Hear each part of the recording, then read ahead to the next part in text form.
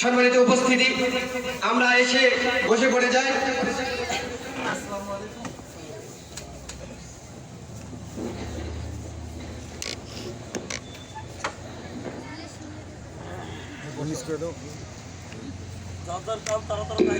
সম্মানিত এলাকাবাসী, আমরা আর এদিক সেদিক ঘোরাফেরা না করে এখনই প্যান্ডেলে এসে উপস্থিত হয়ে যায়। আমাদের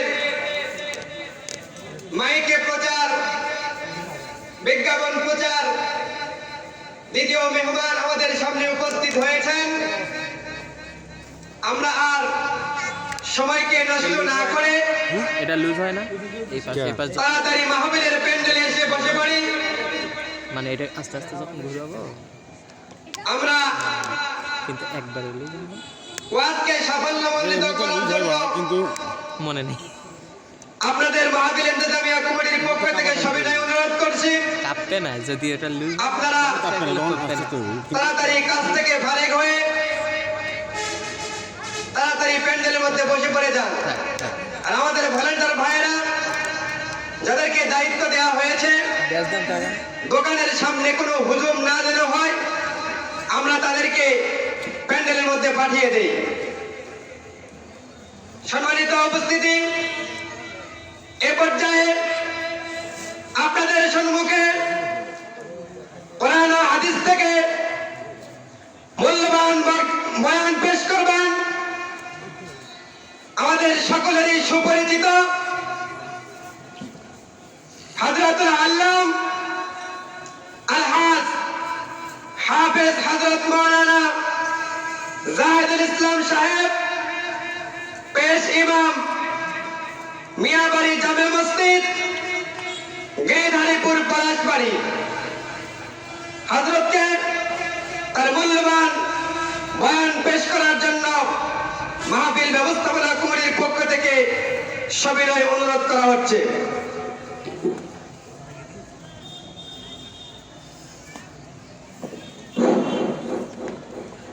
আসসালামু আলাইকুম ওয়া রাহমাতুল্লাহ।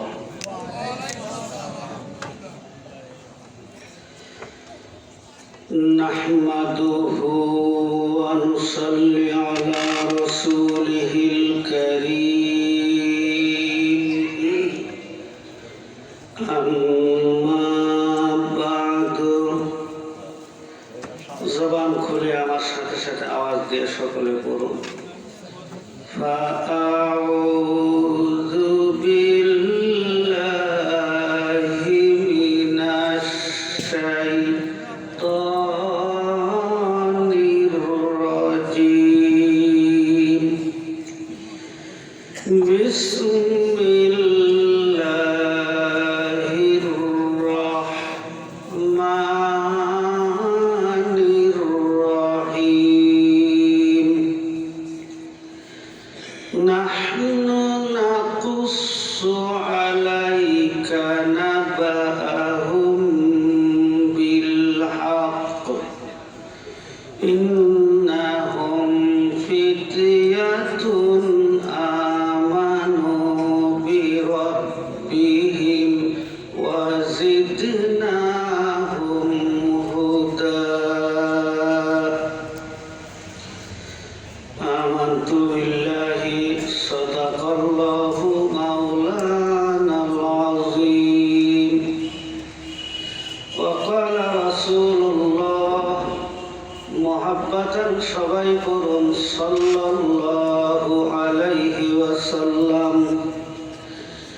লা তুশরিকু বিল্লাহি শাইআন ওয়া ইন কুতিলতা আও হুররিত। وصدق رسوله النبي الكريم. وقال الشاعر العلام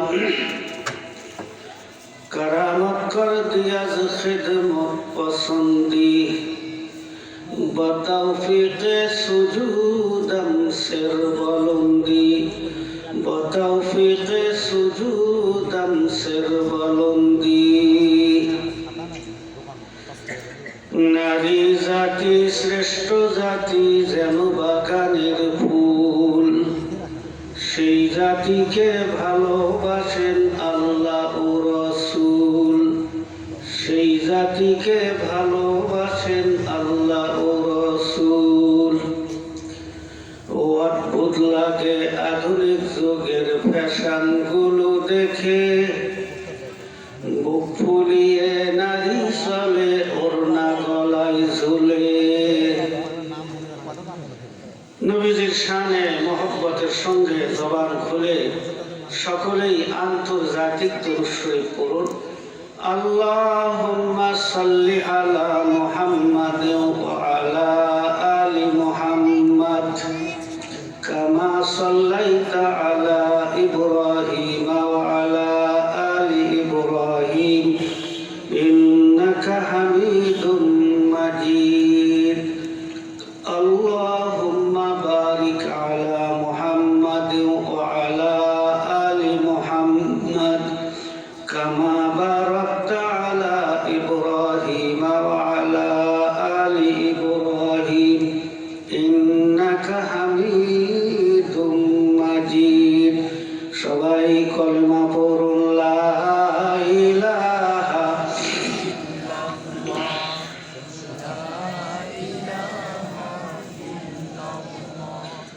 লা ইলাহা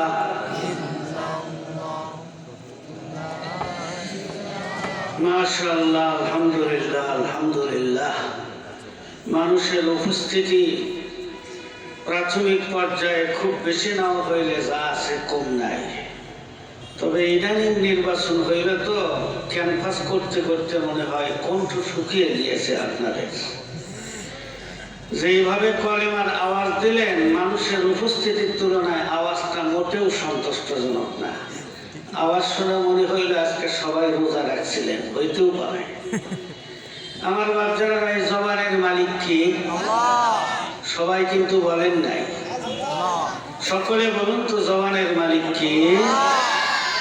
আমরা জিকির করতেছি কার? জবান ও যার জিকিরও আপনার আমার নারী পুরুষ নেই, তাতে কারও সরিষা পরিমাণ ও অধিকার। সুতরাং আল্লাহর দেওয়া জবানখানা আল্লাহর জিকিরের জন্য জবানের ভলিউম কি আর একটু বাড়ানো যাবে? একটু ভলিউম বাড়িয়ে দিবেন, এক নম্বর। দ্বিতীয় আর একটা দায়িত্ব দিয়ে আমি আশা করছি আপনারা আমার দেওয়া দায়িত্বটা গ্রহণ করবেন এবং পূরণ করবেন। সেটি হইল, যার সামনে ফাঁকা জায়গা আছে বলে দেখা যাচ্ছে, আপনারা যেইভাবে বিক্ষিপ্ত হয়ে বসেছেন, এটা তাফসীর মাহফিলের মোটেও সৌন্দর্য না। আল্লাহর রাস্তে নিজ জায়গার থেকে উঠে আমরা একটু সামনের দিকে আসি, পরে যারা আসবে তেনারা পিছনে বসবে।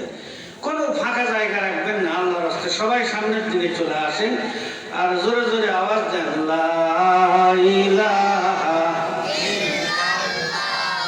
লা ইলাহা লা ইলাহা লা ইলাহা। কার ওসিলাই নদ নদীতে আসলো এত পানি,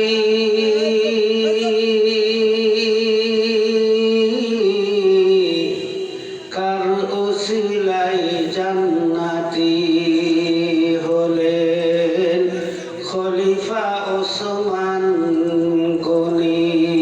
লা ইলাহা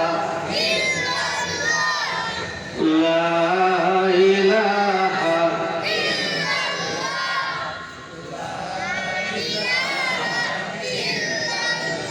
কার ওসিলায় ক্ষমা পেলেন আদম, ফেলে ফেলে চোখের পানি।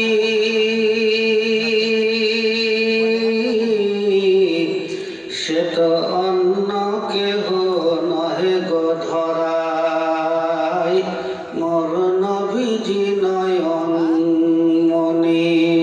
লা ইলাহা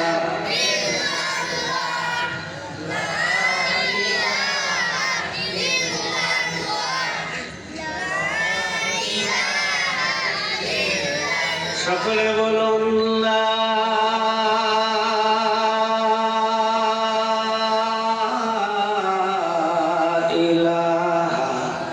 ইল্লাল্লাহু মুহাম্মাদুর রাসূলুল্লাহ। মোহব্বতের সাথে বলুন সাল্লাল্লাহু। পেছনের ভাইরা মনে হয় আমার কথা বুঝতে পারেনি, ওই জন্য ওখানে আছে। থাকতে দেন। মহাসম্মানিত পরম শ্রদ্ধেয় মুআজ্জাজ সদরে মোহতারাম সভাপতি সাহেব, মোহতারামুল মুকাম ওয়াজিবুল ইহতারাম মুআজ্জাজ হযরত উলামায়ে কিরাম, উপস্থিত ব্রাদারনে মিল্লাত, ব্রাদারনে ইসলাম, পর্দার আড়ালে পর্দানিশীন মা ও ভগ্নীগণ,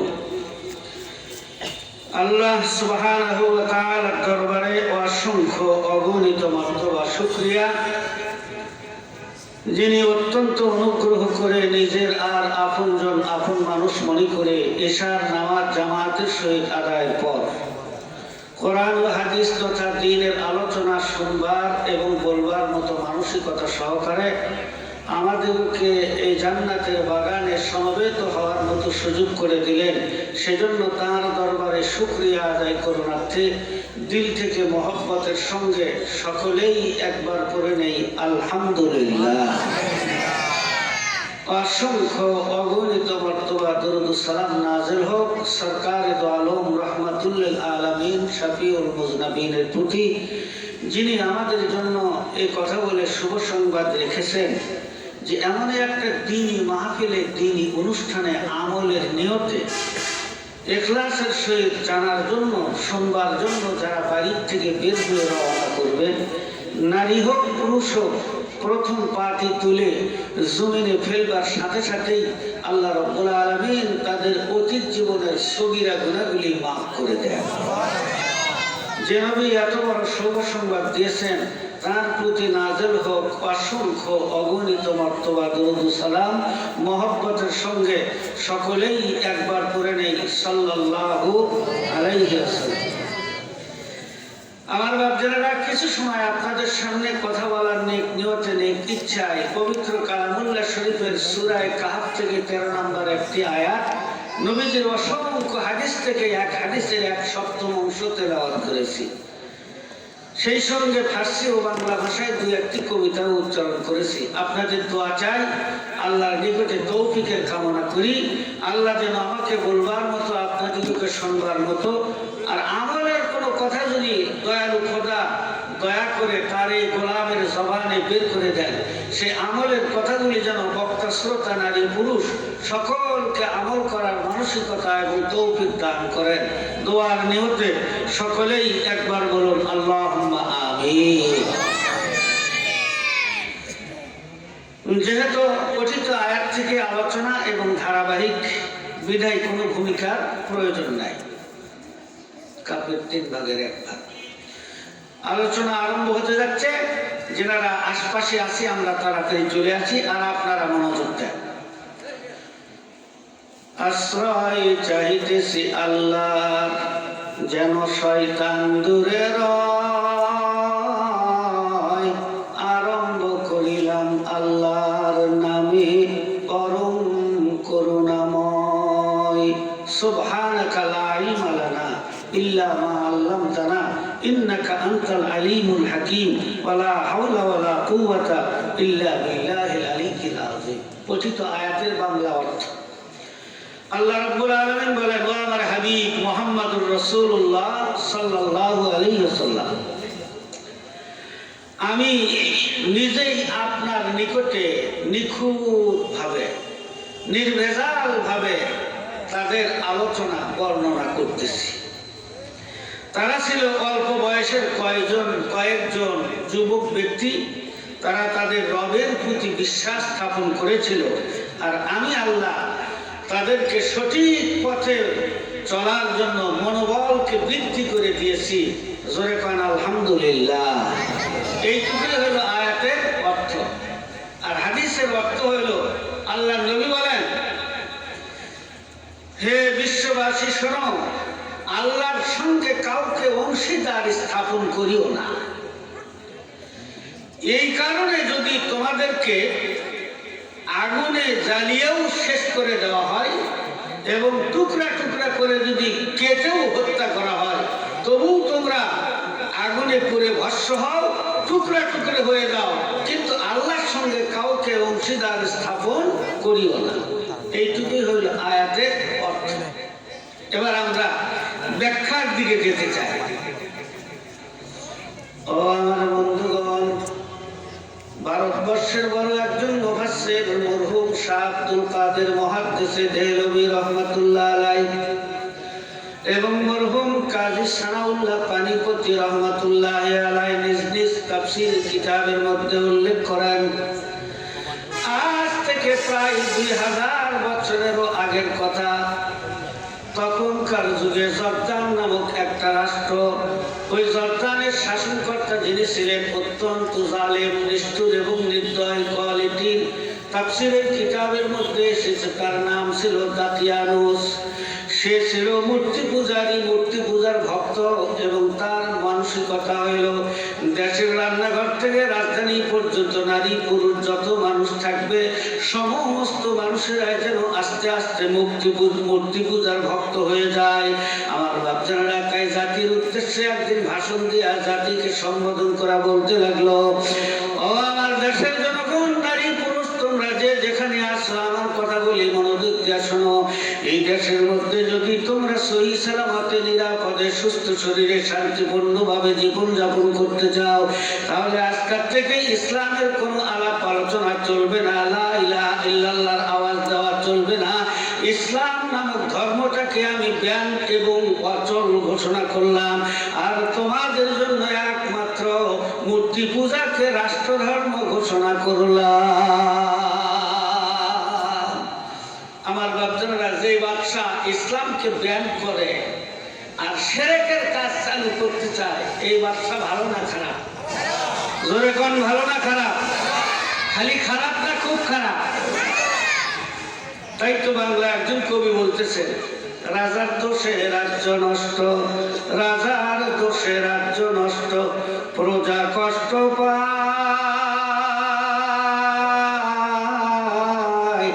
নারীর দোষে সংসার নষ্ট, শান্তি চলে যায়, নারীর দোষে সংসার নষ্ট, শান্তি চলে যায়।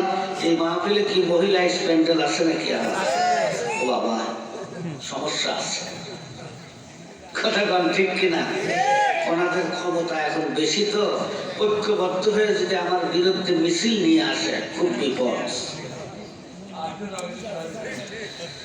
জর্দানের জালেম সরকার দাকিয়ানুস বাদশা জাতির উদ্দেশ্যে ভাষণ দিয়া বলে দিল, এই দেশের মধ্যে যদি তোমরা নিরাপদে বসবাস করতে চাও, অবশ্যই মূর্তির সামনে মাথা নত করতে হবে, সিজদা করতে হবে। তাফসীরে ইবনে কাসির নামক কিতাবের মধ্যে দেখলাম মূর্তির নামে প্রাণী জবাই করতে হবে। আমার বাচ্চারা, এই আসমান জমিন চন্দ্র সূর্য গ্রহ নক্ষত্র নবমণ্ডল ভূমণ্ডল দৃশ্য অদৃশ্য সব কিছুর মালিক এবং সৃষ্টিকর্তা হইলেন একমাত্র আল্লাহ। ফতোয়া আমি দিব না, ফতোয়া আপনাদের মুখ থেকে বের করতে চাই। আপনারাই বলুন তো, সিজদা হবে একমাত্র কার? আল্লাহ ছাড়া আর কাউকে সিজদা করা যাবে? যদি কেউ করে ঈমান থাকবে, শিরক হয়ে যাবে। কথা কোন ঠিক কিনা? রাসূল বলেছেন, আগুনে পুড়ে ভস্ম হও, টুকরা টুকরা হয়ে শহীদ হও, কিন্তু আল্লাহর সঙ্গে কাউকে অংশীদার, আল্লাহর সঙ্গে কাউকে অংশীদার বানানো যাবে না। এই ঘোষণা দেওয়ার পর তার ভক্ত এবং অনুসারী কিছু মানুষ বিনা দ্বিধায় মূর্তির সামনে সিজদা করতে আরম্ভ করলো, মূর্তির নামে প্রাণী জবাই করতে আরম্ভ করে দিয়েছে। আমার বাচ্চারাই, এই আসমান জমিন সবকিছুর মালিক আল্লাহ, সৃষ্টিকর্তা আল্লাহ, সিজদা হবে একমাত্র আল্লাহর। মহাজ্ঞানী পয়গম্বর মুহাম্মদুর রাসূলুল্লাহ সাল্লাল্লাহু আলাইহি ওয়াসাল্লাম কিছু সংখ্যক সাহাবায়ে কেরামদেরকে সঙ্গে নিয়ে পায়ে হেঁটে হেঁটে রওনা দিয়েছেন। বেশ কিছু দূর সামনের দিকে যাওয়ার পর পার্শ্ববর্তী জঙ্গল থেকে প্রকাণ্ড একটা উট নবীদের সামনে এসে আল্লাহর হাবিবের কদম মোবারকে সিজদা করলো। এই দৃশ্য দেখার পরে সাহাবায়ে কেরামগণ নবীজিকে ডাক দেয়া বললেন, ইয়া রাসূলুল্লাহ, ইয়া হাবিবাল্লাহ, দুনিয়ার কাফের মুশরিক বেদিন বেঈমান তারা তাদেরকে সম্মান প্রদর্শন করে, সিজদা করে। আপনি হলেন দুজাহানের বাদশা, আল্লাহর পরে আপনার পজিশন। আপনি আমাদেরকে হুকুম দেন, অনুমতি দেন, পারমিশন দেন, আমরা আপনাকে সিজদা করে আমাদের জীবনটাকে ধন্য করতে চাই। আল্লাহর হাবিব বললেন, ও আমার সাহাবীরা শোনো, আসমান জমিন সবকিছুর মালিক এবং সৃষ্টিকর্তা হইলেন আল্লাহ, সিজদার হকদার হলেন একমাত্র আল্লাহ। আল্লাহ ব্যতীত কাউকে যদি সিজদা দেওয়ার হুকুম আর পারমিশন থাকতো, তাহলে আমি নবী ঘোষণা করতাম, পৃথিবীর সমস্ত নারীদেরকে বলে দিতাম, তোমরা সবাই নিজ নিজ স্বামীদেরকে সিজদা করো। কিন্তু যেহেতু আল্লাহ ব্যতীত কাউকে সিজদা করা যায় না, এই জন্য আমি রাসূল কোন নারীকে স্বামীকে সিজদা করার হুকুম দিতে পারলাম না। সুতরাং বলুন তো, সিজদা হবে একমাত্র কার? কোন গাছের সামনে, বাসের সামনে, কবরের সামনে, পীরের সামনে সিজদা করা যাবে না। আমার বাচ্চারা যদি কেউ এই কাজ করে, সঙ্গে সঙ্গে খারাজা মিনাল ইসলাম, ওই ব্যক্তির সাথে সাথে ইসলাম থেকে বহিষ্কার হয়ে যাবে, বিতাড়িত হয়ে যাবে। জর্দানের বাচ্চা ঘোষণা করলো, মূর্তি পূজায় রাষ্ট্রধর্ম ইসলামকে আমি ব্যান করে দিলাম। আমার বাচ্চারা, ওই দেশের তখনকার যুগে রাষ্ট্রধর্ম ছিল মূর্তি পূজা, ইসলাম হইল ব্যান। একবার বলুন তো, আমাদের বাংলাদেশের রাষ্ট্র ধর্মের নাম কি? সবাই কোন না? জোরে কোন, বাংলাদেশের রাষ্ট্র ধর্মের নাম কি? আমার বন্ধুগণ, ইসলামের হুকুমত নাই, শাসন নাই, কিন্তু নামটা তো আছে। কথা কোন ঠিক কিনা? এক ধাপ হইলেও একটু ভালো আছে, কিন্তু এটাও যাদের না থাকে, এজন্য আল্লাহর জমিনে কিছু মানুষ আছে না নাই, তারা এটা রাখতে চায় না, ব্যান করতে চায়, ডিলিট করতে চায়, মাইনাস করতে চায়। ইসলামের মালিক কে? আরো জোরে কোন। এটা কি শ্বশুর বাড়ির যৌতুক? আল্লাহ কয়, এই মাথা দিয়া বিল্ডিং ভাঙার চেষ্টা করো না, বিল্ডিং এর প্লাস্টারেরও ক্ষতি করতে পারবে না, কিন্তু তোমার অস্তিত্ব, ইসলামকে মাইনাস করতে চাইলে তোমাকেই মাইনাস করা হবে আগে। আর এসব দৃষ্টান্তের জন্য এখন ইতিহাসের পাতা খোলার দরকার নাই, আমাদের চোখের সামনে ভাসমান। কথা কোন আছে না না? সুতরাং জোশে কাজ করো না, হুশে কাজ করো, আবেগে কাজ করো না, বিবেককে সঙ্গে রাখিও। সব জায়গাতে মাথা দিয়ে ধাক্কা মারিও না, ইসলাম নিয়ে খেল তামাশা করার দুঃসাহস করিও না। আল্লাহ বলেন, ফাতাবিরু ইয়া উলিল আবসার, হে বুদ্ধিমানেরা, তোমরা উপদেশ গ্রহণ করো। আমার বাচ্চারা প্রাইমারি স্কুলের দেওয়ালে দেওয়ালে লেখা থাকে, জাতীয় ফুলের নাম কি? জাতীয় ফলের নাম? জাতীয় পাখির নাম?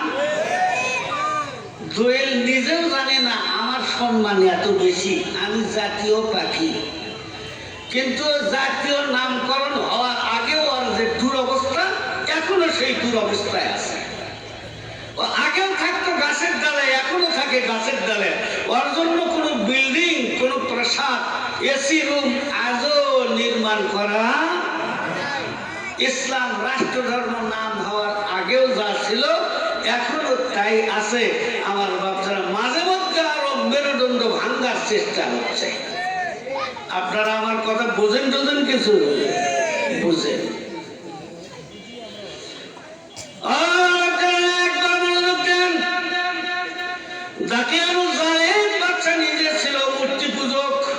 সে চাইতো দেশের সমস্ত মানুষেরা মূর্তি পূজা অনুসারী হয়ে যায়, তাই সে কয়েকটা বড় বড় মূর্তি তৈরি করেছে এবং মানুষদেরকে বলতে লাগলো, এই মূর্তির সামনে সিজদা করো, মূর্তির নামে জবাই করো। কিছু মানুষ তো মেনে নিল বিনা দ্বিধায়, অন্ধ ভক্তের মতো। কিন্তু আমার বাচ্চারা, আসলে মানুষেরা অন্তর থেকে এগুলি মানতে পারতেছে না। যারা মানতে পারে না, মানতে চাচ্ছে না, মাথা উঁচু করতেছে, বিরুদ্ধাচরণ করতেছে, তাদের উপরে জুলুম অত্যাচারের স্টিম রুলার আরম্ভ হয়ে যাইতেছে, বহুমুখী নির্যাতন তাদের উপরে শুরু হইতেছে। আমার বাচ্চারা এক পর্যায়ে আস্তে আস্তে আস্তে আস্তে দেশের মানুষের মধ্যে, রান্নাঘর থেকে রাজধানী পর্যন্ত একটা অশান্তি বিরাজ করতে থাকলো। তার কারণ, যে দেশের মধ্যে ইসলাম নাই ওই দেশের মধ্যে কোনোদিন শান্তি থাকতে পারে না। কথা কোন ঠিক কিনা?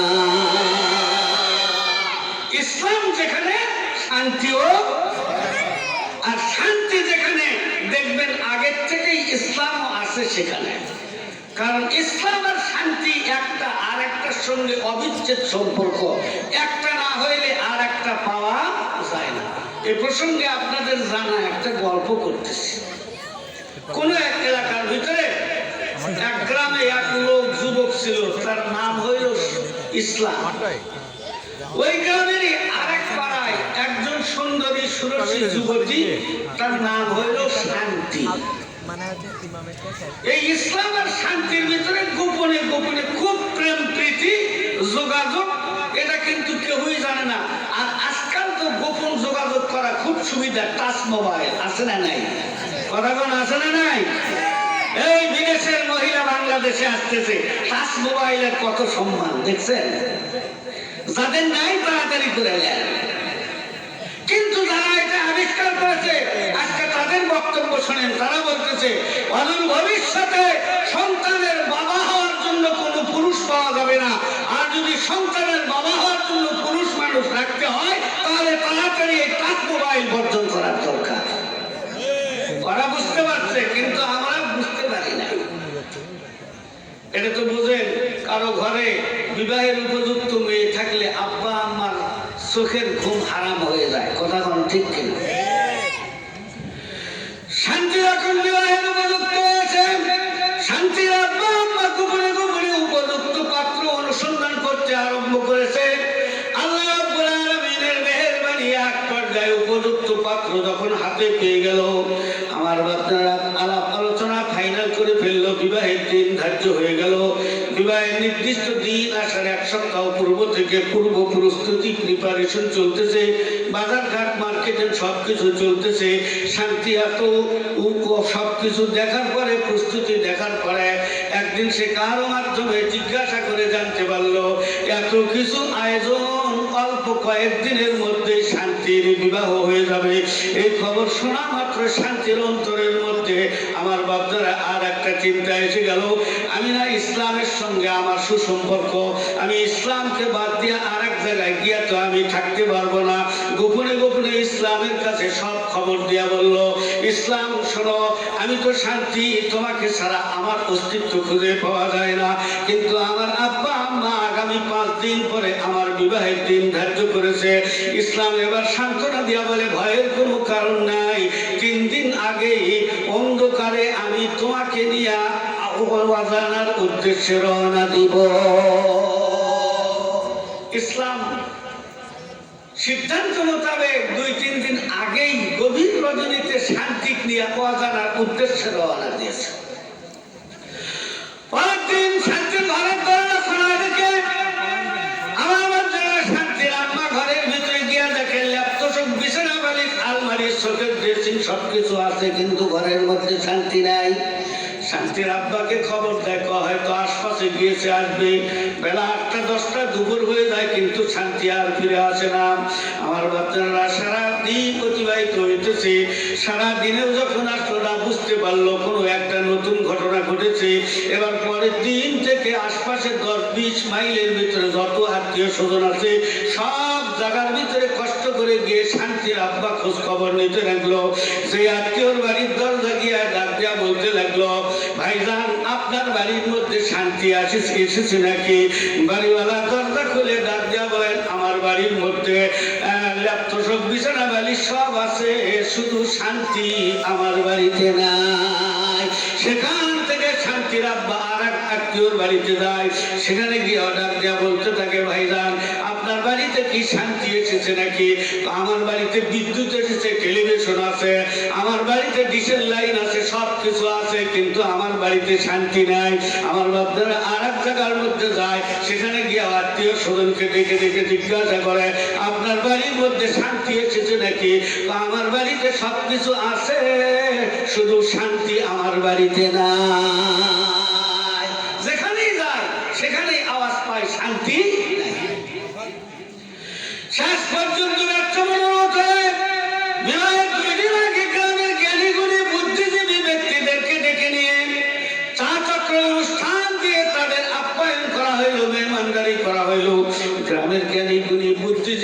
মানুষেরা জিজ্ঞাসা করলেন, এত ব্যয় করেছেন আপনি আমাদের জন্য, কেন ডেকেছেন আপনি বলুন, কি আমরা আপনার উপকার করতে পারি?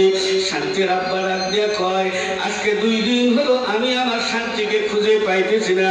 আপনারা জ্ঞানী গুণী বুদ্ধিজীবী গ্রামের মন্ডল মাতব্বর আছেন, আমি তো আশপাশে 10-20 মাইলের ভিতরে যত আত্মীয় স্বজন আছে, সম্ভাব্যমূলক জায়গা আছে, সব জায়গা আমি অনুসন্ধান করে দেখলাম, যেখানেই গিয়েছি একটাই উত্তর পেয়েছি, সবকিছু আছে কিন্তু শান্তি নাই।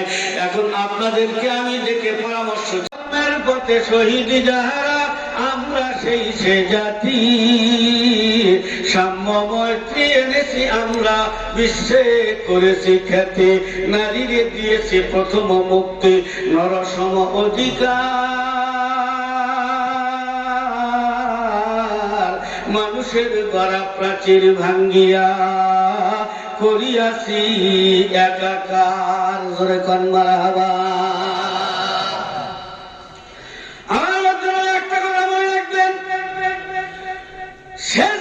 আল্লাহ রাব্বুল আলামিনের দরবারে অনেক দামি জিনিস, অতএব এই সিজদা যেখানে সেখানে করা চলবে না।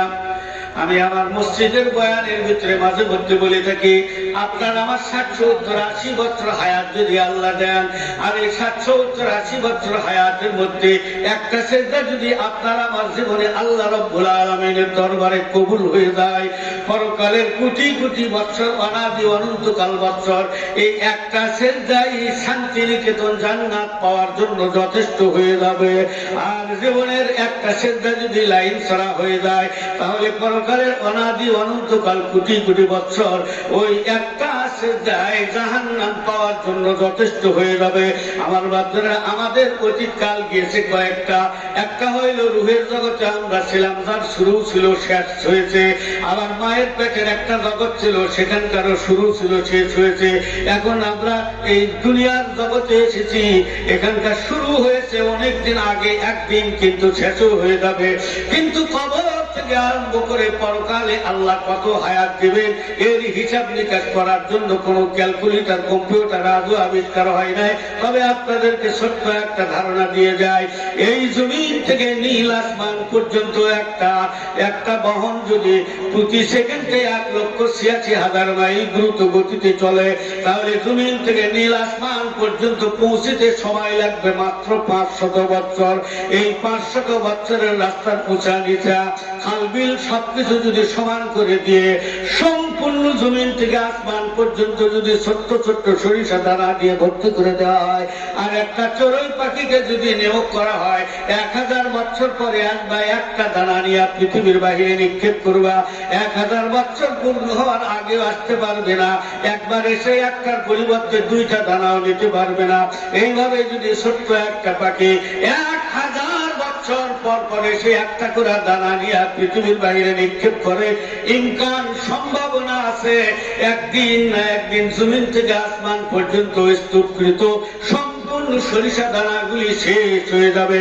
কিন্তু কবর থেকে আরম্ভ করে আমার বাচ্চারা পরকালে যে হায়াত আছে, এই হায়াত শেষ হওয়ার মতো কোন সম্ভাবনা নেই। কথাটা বুঝাইতে পারলাম বাবাজিরা? এই জন্য অগণিত অসংখ্য বছর, সেখানকার কোন হিসাব নাই। সে অগণিত অসংখ্য বছর কেউ জান্নাতে, কেউ জাহান্নামে। দুনিয়ার একটা সিজদা যদি আল্লাহ রাব্বুল আলামিনের দরবারে কবুল হয়ে যায়, আপনার আমার জীবন ধন্য এবং সার্থক। এই প্রসঙ্গে 2জন বুজুর্গ ব্যক্তির একটা ছোট্ট আলোচনা এসেছে। কোন এক এলাকার ভিতরে উঁচা মাপের 2জন বড় আলেম ছিলেন এবং বুজুর্গ ব্যক্তি ছিলেন। আমার বাচ্চারা 2জনের সঙ্গে বন্ধুত্বের সম্পর্ক অত্যন্ত ঘনিষ্ঠ। হঠাৎ করে তাদের একজন অসুস্থ হইল, চিকিৎসা হইল, কিন্তু শেষ পর্যন্ত দুনিয়া ত্যাগ করতে বাধ্য হইল। আমার বাচ্চারা, এবার যিনি জীবিত থাকলেন, উনি তাড়াতাড়ি করে একেবারে কাফন দাফন এবং গোসলের ব্যবস্থা সবকিছু করে জানাজার নামাজ পড়াইয়া ওনাকে দাফন করে চলে আসলেন ওনার খানকার ভিতরে। দিনই দায়িত্ব নিয়ে ব্যস্ত হয়ে গেলেন। এই দিক দিয়ে হঠাৎ করে 1 মাস 2 মাস করতে করতে 6 মাস অতিবাহিত হইল। অর্ধ বছরটাই অতিবাহিত হওয়ার পর একদিন তার স্মরণ হইল আজকে 6 মাসের অধিক কাল পূর্বে আমি আমার মরহুম বন্ধুবর অলিকে আমি আল্লাহর হাতে কবরে রেখে দিয়ে এসেছি। 6 মাসের ভিতরে তার কোনো খোঁজ খবর নিতে আমি পারি নাই। আজকে আমি তার খোঁজ খবর নেওয়ার জন্য যাব, চরম বেয়াদবি হয়ে গিয়েছে। সঙ্গে সঙ্গে প্রস্তুতি নিয়ে তাড়াতাড়ি করে কবর জিয়ারত করার জন্য, তার খবর নেওয়ার জন্য কবরস্থানের দিকে রওনা দিল। মাঝখান দিয়ে একটা কথা শুনে নেন, আল্লাহ রাব্বুল আলামিনকে ডাকতে ডাকতে ডাকতে ডাকতে যারা অলি হয়ে যায়, যাদের নাম অলির তালিকাভুক্ত হয়ে যায়, তাদের জবানটা এত ধার, আল্লাহকে আল্লাহ আল্লাহ ডাকতে ডাকতে এই শীতকালে খেজুর গাছের কপাল চেষে অনেক জায়গার মধ্যে রস বের করা হয়। যেই জিনিস দিয়া চাষা হয় তার নাম হইল শ্রেণী। এই শ্রেণী যেই রকম ধার, তার চাইতে আল্লাহর অলিদের জবানের ধার অনেক বেশি। শ্রেণী দিয়া গাছ কাটা যায়, আল্লাহর অলিরা আল্লাহকে আল্লাহ আল্লাহ বলে ডাকতে ডাকতে এমন ধারালো হয় যে যখন যা বলে আল্লাহর কাছে চায় সাথে সাথে আল্লাহ কবুল করে নেন। আব্দুল কাদের জিলানী রাহমাতুল্লাহ আলাইহির নাম আপনারা শুনেছেন। উনি যখন আল্লাহ রাব্বুল আলামিনের দরবারে মুনাজাত করতেন, আর যখন এইভাবে জেদ করে বলতেন, আল্লাহ হয় আমার দোয়া কবুল করো, আর না হয় যদি কবুল করার ইচ্ছা না থাকে আমার দেহ থেকে জানখানা কবজা করে নাও, আমি জীবন দিব, আপত্তি নাই, দোয়া কবুল না হওয়া পর্যন্ত হাত নামাইতে পারবো না। সঙ্গে সঙ্গে আল্লাহ বন্ধুর দোয়া কবুল করে নিতেন। আল্লাহর ওলিদের এত পাওয়ার, কোন এলাকার মানুষ নারী পুরুষ নাফরমানি করতে করতে করতে করতে হিমালয় পর্বতের মতো যদি গুনার পাহাড় জমিয়ে দেয়, আল্লাহ অসন্তুষ্ট হয়ে যদি ওই এলাকার মধ্যে গজব ছেড়ে দেয়, আর ওই মুহূর্তে যদি ওই এলাকার মধ্যে আল্লাহর কোন ওলি ব্যক্তি থেকে থাকে, আল্লাহর ওলিদের এত পাওয়ার, আল্লাহর নিক্ষিপ্ত গজবখানা নিজের হাতে ধরে আল্লাহর ওলিরা অন্যদিকেও নিক্ষেপ করতে পারে। আউলিয়ারা হাসতে কুদরত আজ ইলা, আউলিয়ারা হাসতে কুদরত আজ ইলা, বাজ বস্তা তীর গরুদ নাজিলা, বাজ বস্তা তীর গরুদ নাজিলা।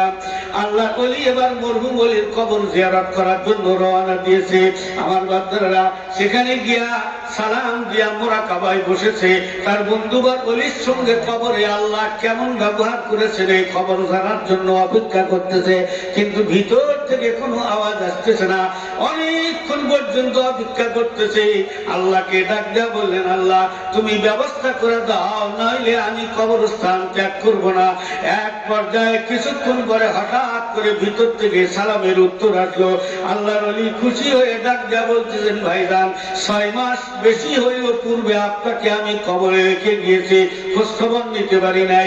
মেহেরবানি করে বলুন তো আল্লাহ রাব্বুল আলামিন আপনার সঙ্গে কেমন ব্যবহার করেছে? আপনার অবস্থা কি? মরহুম ওলির কণ্ঠে ভিতর থেকে আওয়াজ আসতে লাগলো। আমার বাচ্চারা মরহুম ওলি ডাক দিয়ে বলতেছেন, ভাই গো, কবর বড় ভয়ঙ্কর জায়গা, পরকালের প্রথম চেকপোস্ট। এই চেকপোস্টে যদি কেউ ধরা খায় তার আর বাঁচবার কোনো উপায় নাই। এই চেকপোস্টে যদি ছাড়া পায় তাহলে আল্লাহ রাব্বুল আলামিন বাকি চেকপোস্ট গুলি তার সহজ করে দিবেন। আপনারা যখন কবরস্থান ত্যাগ করলেন, বিদায় নিলেন, ফেরেশতারা আল্লাহর পক্ষ থেকে অবতরণ করেন। প্রশ্ন উত্তর পর্ব আরম্ভ হয়ে গেল। আল্লাহর মেহেরবানিতে অতি কষ্টে আমি ফেরেশতাদের প্রশ্নের উত্তর দিলাম। আমার জন্য হাদিসে ঘোষিত ব্যবস্থা পত্রের নির্দেশ এসে গেল। আমার বান্দার জন্য জান্নাতি বিছানা, জান্নাতি পোশাক সবকিছু ব্যবস্থা করে দাও। আমি অত্যন্ত সুখে শান্তিতে আছি। হঠাৎ করে একদিন আল্লাহ রাব্বুল আলামিনের কুদরতি কণ্ঠে একটা আওয়াজ আসলো, আমার বান্দাকে এক্ষুনি আমার সামনে হাজির করা হোক। বলতে না বলতে দেখি আমি আল্লাহ রাব্বুল আলামিনের দরবারে হাজির হয়ে গিয়েছি। জোরে কোন সুবহানাল্লাহ। আমি আল্লাহর সামনে হাজির। আল্লাহ রাব্বুল আলামিন আমাকে ডাক দিয়ে বলেন, বান্দা তোমার আমলনামার মধ্যে ছোট বড় অনেক আমল দেখা যাইতেছে, কিন্তু আমি আল্লাহর নিকটে তোমার জীবনের ছোট্ট একটি আমল আমার কাছে সবচাইতে বেশি পছন্দ হয়েছে, আমি সবচাইতে বেশি ভালোবেসেছি। ওই ছোট্ট আমলের খাতিরে আমি তোমার জিন্দেগির অপরাধগুলি মাফ করে দিয়ে তোমার জন্য সুসংবাদ দিলাম, হিসাব নিকাশের পরে আমি আল্লাহ তোমাকে জান্নাতের মধ্যে নিব। জীবিত হলে শুনেই ডাক যা বলতেছেন, ভাইজান ওই ছোট্ট আমলটি কোন আমল, যে আমলের ক্ষেত্রে আল্লাহ আপনাকে ক্ষমার ঘোষণা দিয়ে বেহেশতের সুসংবাদ দিয়েছেন? কবরে তো একদিন আমাকেও যেতে হবে, মেহেরবানি করে একটু বলবেন কি কবরে যাওয়ার আগে ওই আমলটা আমিও করে যেতে চাই। আমার বাচ্চারা, কবরে আমাদের যাওয়া লাগবে কি লাগবে না? কথা বল, লাগবে কি লাগবে না? একদিন তো মাটির দেহ, একদিন তো মাটির দেহ, থাকবে না রে হায়।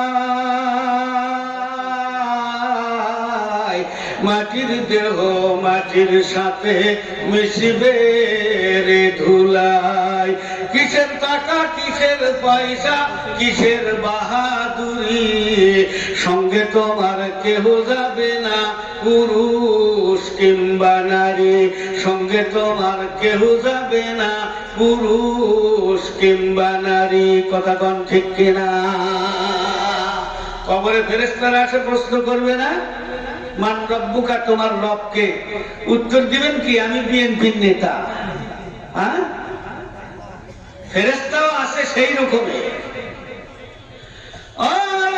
একটু মনোযোগ দিয়ে শোনেন, আল্লাহর বান্দা ডাক দেয়া বলতেছেন, আমি আমার জীবন দশায় মসজিদের মধ্যে একদিন জামাতে নামাজ পড়তে গিয়া দেখি ইমাম সাহেব সিজদার মধ্যে, মুসল্লিরাও সিজদার মধ্যে। জামাতে শরীক হইতে হলে এখন শরীয়তের মাসআলা হইল, আমি তাকবীরে তাহরিমা বেদে আর একটা তাকবীর দিয়ে সিজদার মধ্যে আমাকে শরীক হইতে হবে। সিজদা আমি একটা পাই বা দুইটা পাই তাতে কিছু যায় আসে না, কিন্তু আমি ইমাম সালাম ফিরাবার পরে রাকাতটা আমাকে একাই পুরে নিতে হবে। যেহেতু আমি রুকু পাই নাই, অতএব সিজদা পাওয়া সাব্যস্ত হবে না। অথবা ইমাম সাহেব যখন উঠে দাঁড়াবে, কাতারের এক প্রান্তে গিয়া এক কিনারায় গিয়া আমি দাঁড়ানো অবস্থায় তাকবীরে তাহরিমা বেদে আমাকে দাঁড়ানো অবস্থায় শরীক হইতে হবে। কিন্তু আমি চিন্তা ভাবনা করতেছি, আমি সিজদার মধ্যে শরীক হব নাকি ইমাম দাঁড়ান পর্যন্ত অপেক্ষা করব। যেহেতু সিজদার মধ্যে শরীক হইলে আমার কোনো লাভ নাই, রাকাত তো আমি পাইতেছি না। ঠিক এই মুহূর্তে আল্লাহ রাব্বুল আলামিনের পক্ষ থেকে আমার অন্তরের মধ্যে নতুন একটা খেয়াল জাগ্রত হইল। সেটি হইল, আমি হইলাম আল্লাহর গোলাম, আল্লাহর বান্দা, সিজদা করার জন্য এসেছি। সিজদা করায় আমার কাজ। রাকাত পাইলাম কি পাইলাম না, কয় রাকাত পাইলাম কয় রাকাত পেলাম না, এই হিসাব করা তো আমার দরকার নাই। ইমাম দাঁড়ান পর্যন্ত কেন আমি অপেক্ষা করব? সিজদায় একটা পাই বা দুইটাই পাই, ইমাম সাহেব সিজদায় থাকা অবস্থায় আমি এক্ষুনি তাকবীরে তাহরিমা বেদে আর একটা তাকবীর দিয়ে আমি সিজদার মধ্যে শরীক হয়ে যায়। রাকাত যদি নাও পাই, কমপক্ষে একটা সিজদা আমার জীবনে বেশি আদায় হয়ে যাবে। আর বিলম্ব না করে তাকবীরে তাহরিমা বেদে আর একটা তাকবীর দিয়া আমি সঙ্গে সঙ্গে সিজদায় পড়ে গেলাম। এখন দেখি আল্লাহ রাব্বুল আলামিন আমাকে ডাক দেয়া বলতেছেন, বান্দা, ওই রাকাত পাই আর না পাই, একটা সিজদা জীবনে আমার অতিরিক্ত আদায় হয়ে যাবে। ওই সিজদাটি আমার কাছে সবচাইতে বেশি পছন্দ হয়েছে, ভালো লেগেছে। আর ওই একটি সিজদার কারণে আমি তোমাকে ক্ষমা করে দিয়ে তোমার জন্য আমি বেহেশতের সুসংবাদ দিয়া দিলাম। আমার বাচ্চারা, সিজদা করবো না ছাড়বো, এখন আপনারা বোঝেন সেটা। আমার বাচ্চারা, মূর্তির সামনে সিজদা আরম্ভ হয়ে গিয়েছে। বন্ধুগণ, কেউ সিজদা করতেছে, কেউ করে না, কিন্তু 6 জন যুবক বলতেছে লা ইলাহা ইল্লাল্লাহ। মনে আছে না নাই? যার সারমর্ম হইল আমরা জীবন দিতে পারি, কিন্তু আমরা ঈমান দিতে পারবো না। একদিন এই 6 জন যুবক একটা রুদ্ধদ্বার কক্ষের ভিতরে একত্রিত হয়ে, তারা একত্রিত হয়ে পরামর্শ করতেছে, আমরা এখন পর্যন্ত আছি এইভাবে, কিন্তু আমাদের খবর তো এখন পর্যন্ত রাজ দরবার পর্যন্ত পৌঁছে নাই। যদি পৌঁছে যায়, বাদশা, প্রশাসন, জনগণ, এমনকি আত্মীয় স্বজন, বন্ধু বান্ধব, আব্বা মা আমাদের সকলের শত্রু হয়ে যাবে। কিন্তু মাঝখান থেকে আর একজন ডাক দেয়া কয়, তামাম পৃথিবীর মানুষ যদি আমাদের শত্রু হয়ে যায় হবে, সবাই শত্রু হইলেও আমাদের পক্ষে থাকে একজন। বলুন তো সেই একজন কে?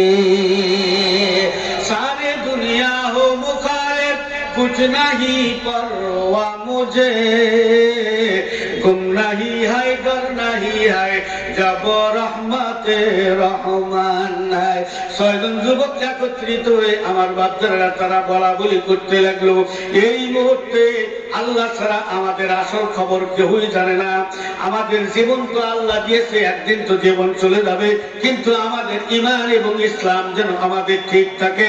চলো আল্লাহর কাছে সবচাইতে বেশি পছন্দ হইল সিজদা। আমরা আল্লাহ রাব্বুল আলামিনের কুদরতি পায়ে সিজদা করি, আল্লাহকে ডাক দিয়া বলি, আল্লাহ তুমি ছাড়া আমাদের কেউই নাই। এইভাবে ছয়জন যুবক একসঙ্গে রুদ্ধদ্বার কক্ষে আমার বাচ্চারা সিজদা করে আল্লাহকে ডাকতেছে, চোখের পানি ছেড়ে দিয়ে আল্লাহকে বলতে লাগলো, আল্লাহ ঈমান দিয়েছো তুমি, বড় দয়া করে রক্ষা করার মালিক তুমি ছাড়া পৃথিবীর মধ্যে আর কেউই নাই।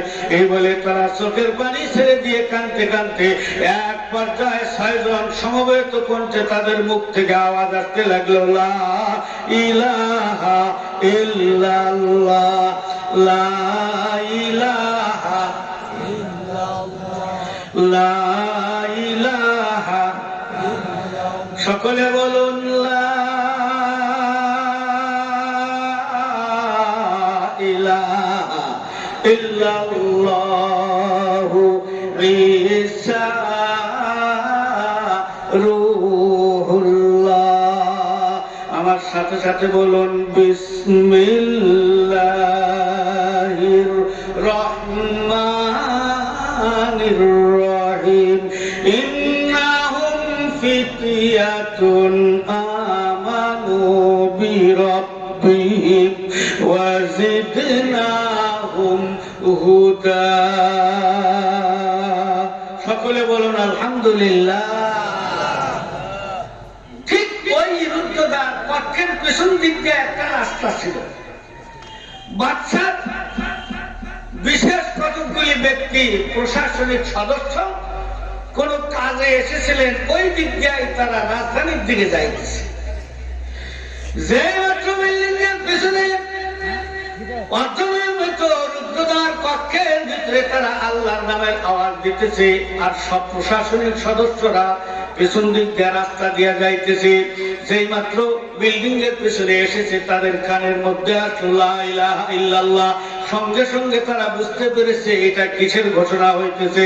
আমার বাচ্চারা দুনিয়ায় 1400 বছর 1500 বছর আগে কাফের মুশরিক বেঈমানের দল তারা লা ইলাহা ইল্লাল্লাহ বুঝতো, এই জন্য তারা এটা পড়তো না। আল্লাহর মেহেরবানিতে আমরা কিন্তু সঠিক তথ্য জানি না, তারপর আল্লাহ আমাদের মুখে পড়ায় নিয়েছেন, ধরে কোন ঠিক কিনা? আমরা কিন্তু আসলে বুঝি না। আপনাদের এদিক বিয়া শাদী হয় না, আমিও তো এক মসজিদের ইমাম, বিবাহ আমাকেই পড়াইতে হয়।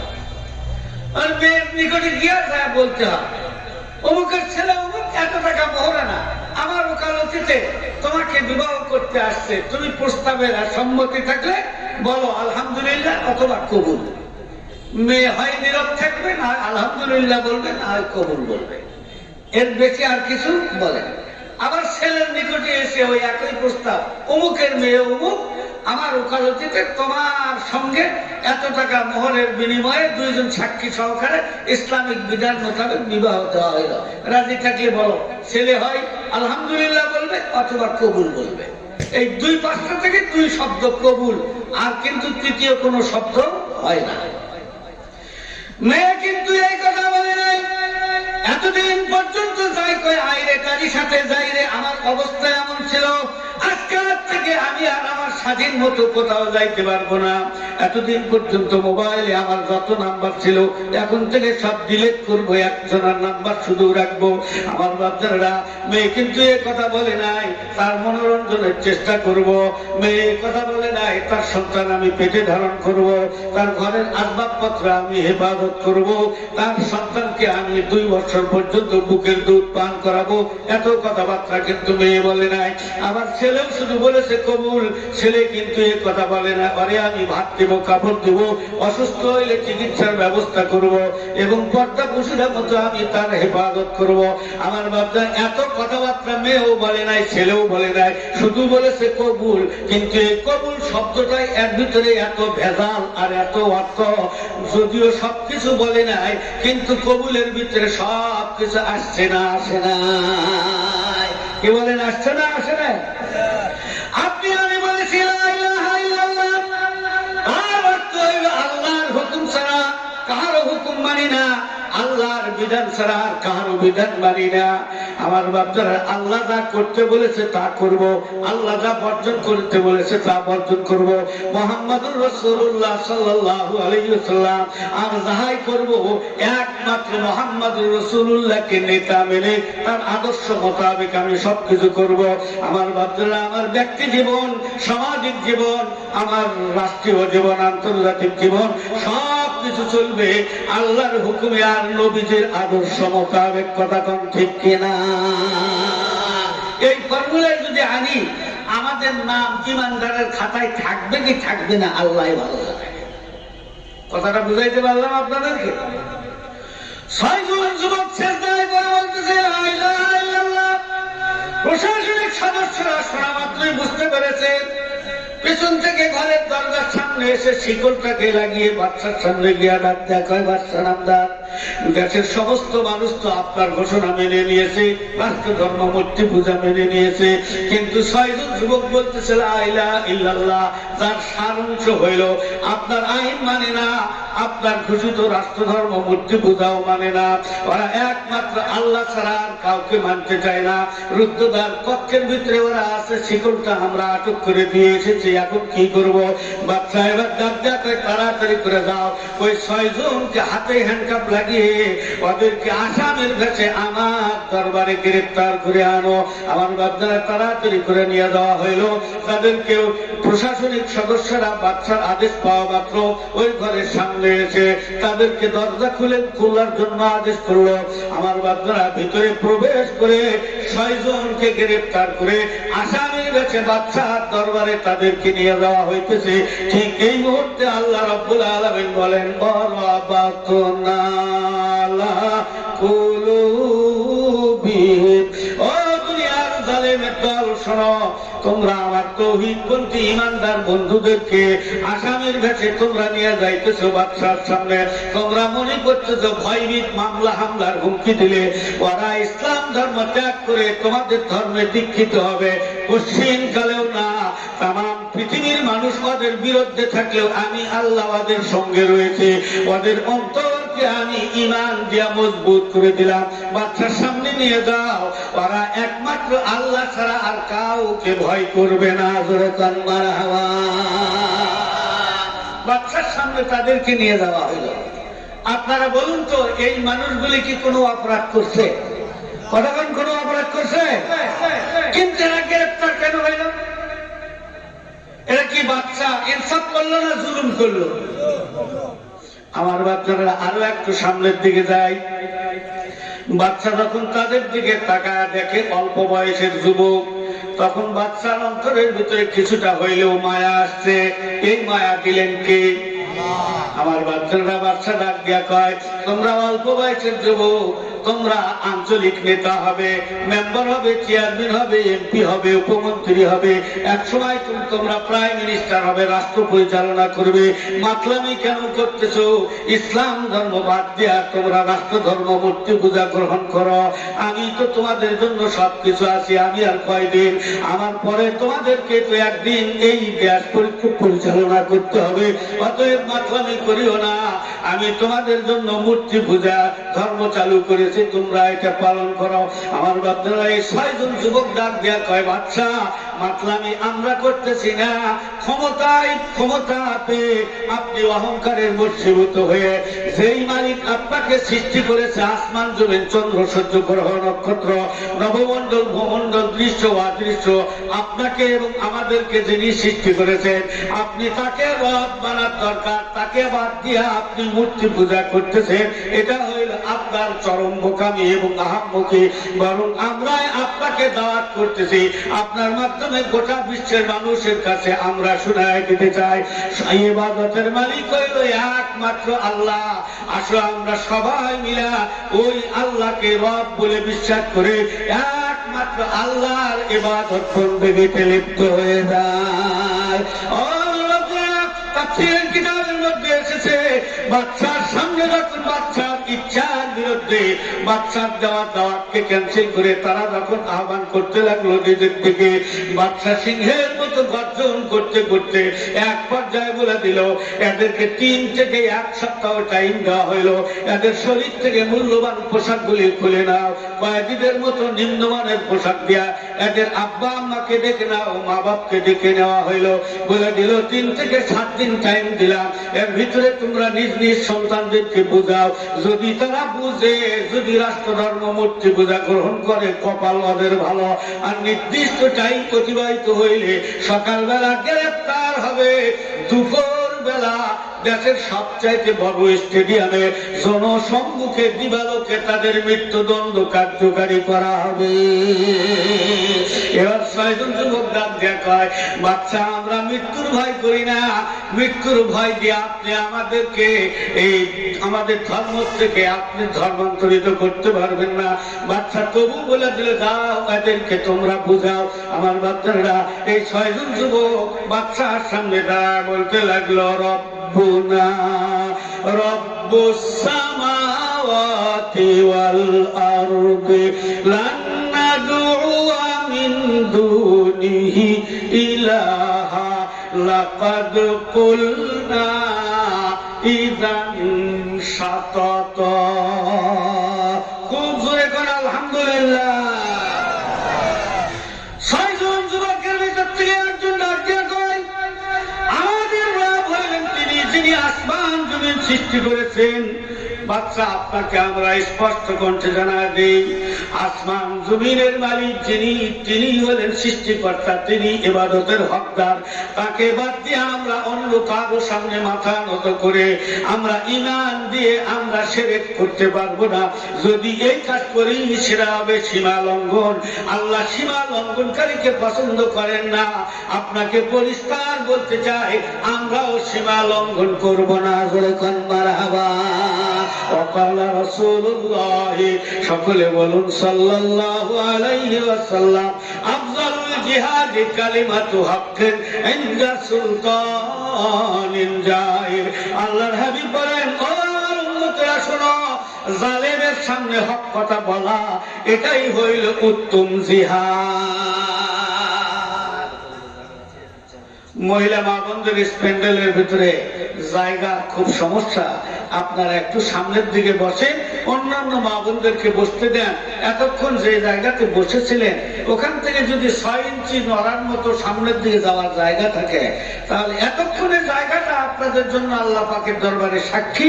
এখন নতুন আর এক জায়গায় যাবেন, এটাও আপনাদের জন্য আল্লাহ পাকের দরবারে সাক্ষী হয়ে যাবে। এই জন্য মায়েরা আস্তে আস্তে একটু আপনারা সামনের দিকে যান। 6 জন যুবককে নিয়ে আব্বা আম্মা নিজ নিজ বাড়িতে গিয়া সকালবেলাও বুঝায়, দিনের দুপুর বেলাও বুঝায়, রাত্রি বেলাও বুঝায়, কিন্তু 6 জনের একজনকে ফিরাইতে পারে নাই। 1 দিন 2 দিন 3 দিন এইভাবে বুঝাইতেছে, শেষ দিন পর্যন্ত বুঝাইলো। আর দৈনিক এই 6 জন দিনের বেলায় একত্রিত হয়। এবার শেষ দিনের দিনে তারা চিন্তা ভাবনা করেছে, আজকে আমাদের দিন শেষ, আগামীকালকে ভোরবেলা আমরা গ্রেফতার হব। আমাদের ভয়ের কোনো কারণ নাই। যে যতটুকু পারো বর্তমান চলমান টাকা পয়সা মুদ্রা সংগ্রহ করে নাও, সংক্ষিপ্ত কিছু বেডিং পত্র নিয়ে তারপরে আমরা আজকের রাত্রিতেই গভীর রজনীতে অন্ধকারের ভিতরে আমরা জন্মভূমি ত্যাগ করে হিজরত করে অন্য দেশের দিকে চলে যাব। এই মূর্তি পূজার দেশে আমরা থাকবো না, জালেমের দেশে আমরা থাকবো না। আমরা আমাদের ঈমান এবং ইসলামকে রক্ষা করার জন্য আমরা জন্মভূমি বাদ দিয়ে অন্যদিকে আমরা হিজরত করতে পারবো। জোরে কোন মারহাবা। আমার বাচ্চারা এই জন্মভূমি ত্যাগ করে তারা যে হিজরতের জন্য সিদ্ধান্ত নিতেছে, সত্য সত্যই দিনের বেলা তার যতটুকু সম্ভব ছিল টাকা পয়সা সংগ্রহ করে গভীর রাত্রিতে গোটা এলাকার মানুষ যখন গভীর ঘুমের ভিতরে বিভোর, এবার তারা দিনের সিদ্ধান্ত মোতাবেক নিজ নিজ বাড়ির থেকে বের হয়ে একটা নির্দিষ্ট জায়গায় এসে তারা একত্রিত হয়েছে। আস্তে আস্তে আস্তে আস্তে তারা সামনের দিকে অগ্রসর হইতেছে। একবার বলুন তো, এরা যে জন্মভূমি ত্যাগ করতেছে এরা হলো নিরপরাধী মানুষ, এর পিছনে অন্য কোনো কারণ নাই, একটাই মাত্র কারণ, সেইটা হলো জালেম বাদশার জুলুম অত্যাচার। কথা কোন ঠিক কিনা? একটা কথা মনে রাখবেন, যে কোনো দেশের সরকার প্রধান রাষ্ট্রপ্রধান যদি জনগণের প্রতি জালেম হয়, অত্যাচারী হয়, নিষ্ঠুর হয়, নির্দয় হয়, তাহলে তার জুলুম অত্যাচার বেহিংসার প্রভাব দেশের নারী পুরুষ জনগণের উপরে পড়ে, এমনকি জঙ্গলের হিংস্র প্রাণীর উপর পর্যন্ত পড়ে যায়। আর যে কোনো দেশের সরকার প্রধান রাষ্ট্রপ্রধান যদি ইনসাফদার হয়, তাহলে তার ন্যায়পরায়ণ এবং ইনসাফের প্রভাব শুধু দেশের মানুষের উপরে পড়ে তাই না, ওই দেশের জঙ্গলের হিংস্র প্রাণীর উপর পর্যন্ত পড়ে যায়। এটা আমার কথা নয়, ইতিহাস প্রমাণ করে দেয়। আজ থেকে প্রায় 1200-1250-1300 বছর আগের কথা। সাহাবায়ে কেরামদের পরে হযরতে উমর ইবনে আব্দুল আজিজ রাহমাতুল্লাহ আলাইহি নামক বিখ্যাত একজন ন্যায়পরায়ণ বাদশা ছিলেন, যার শাসনের পিরিয়ডটা ছিল ইনসাফের উপরে প্রতিষ্ঠিত। এমন ইনসাফ তিনি কায়েম করেছেন, একই ঘাটের এক পাশে বাঘে, অপর পাশে ছাগলে পানি পান করে। বাঘ দেখে ছাগল ভয় করতে হয় নাই, আবার ছাগল দেখার পরেও বাঘেও আক্রমণ করার দুঃসাহস পায় নাই।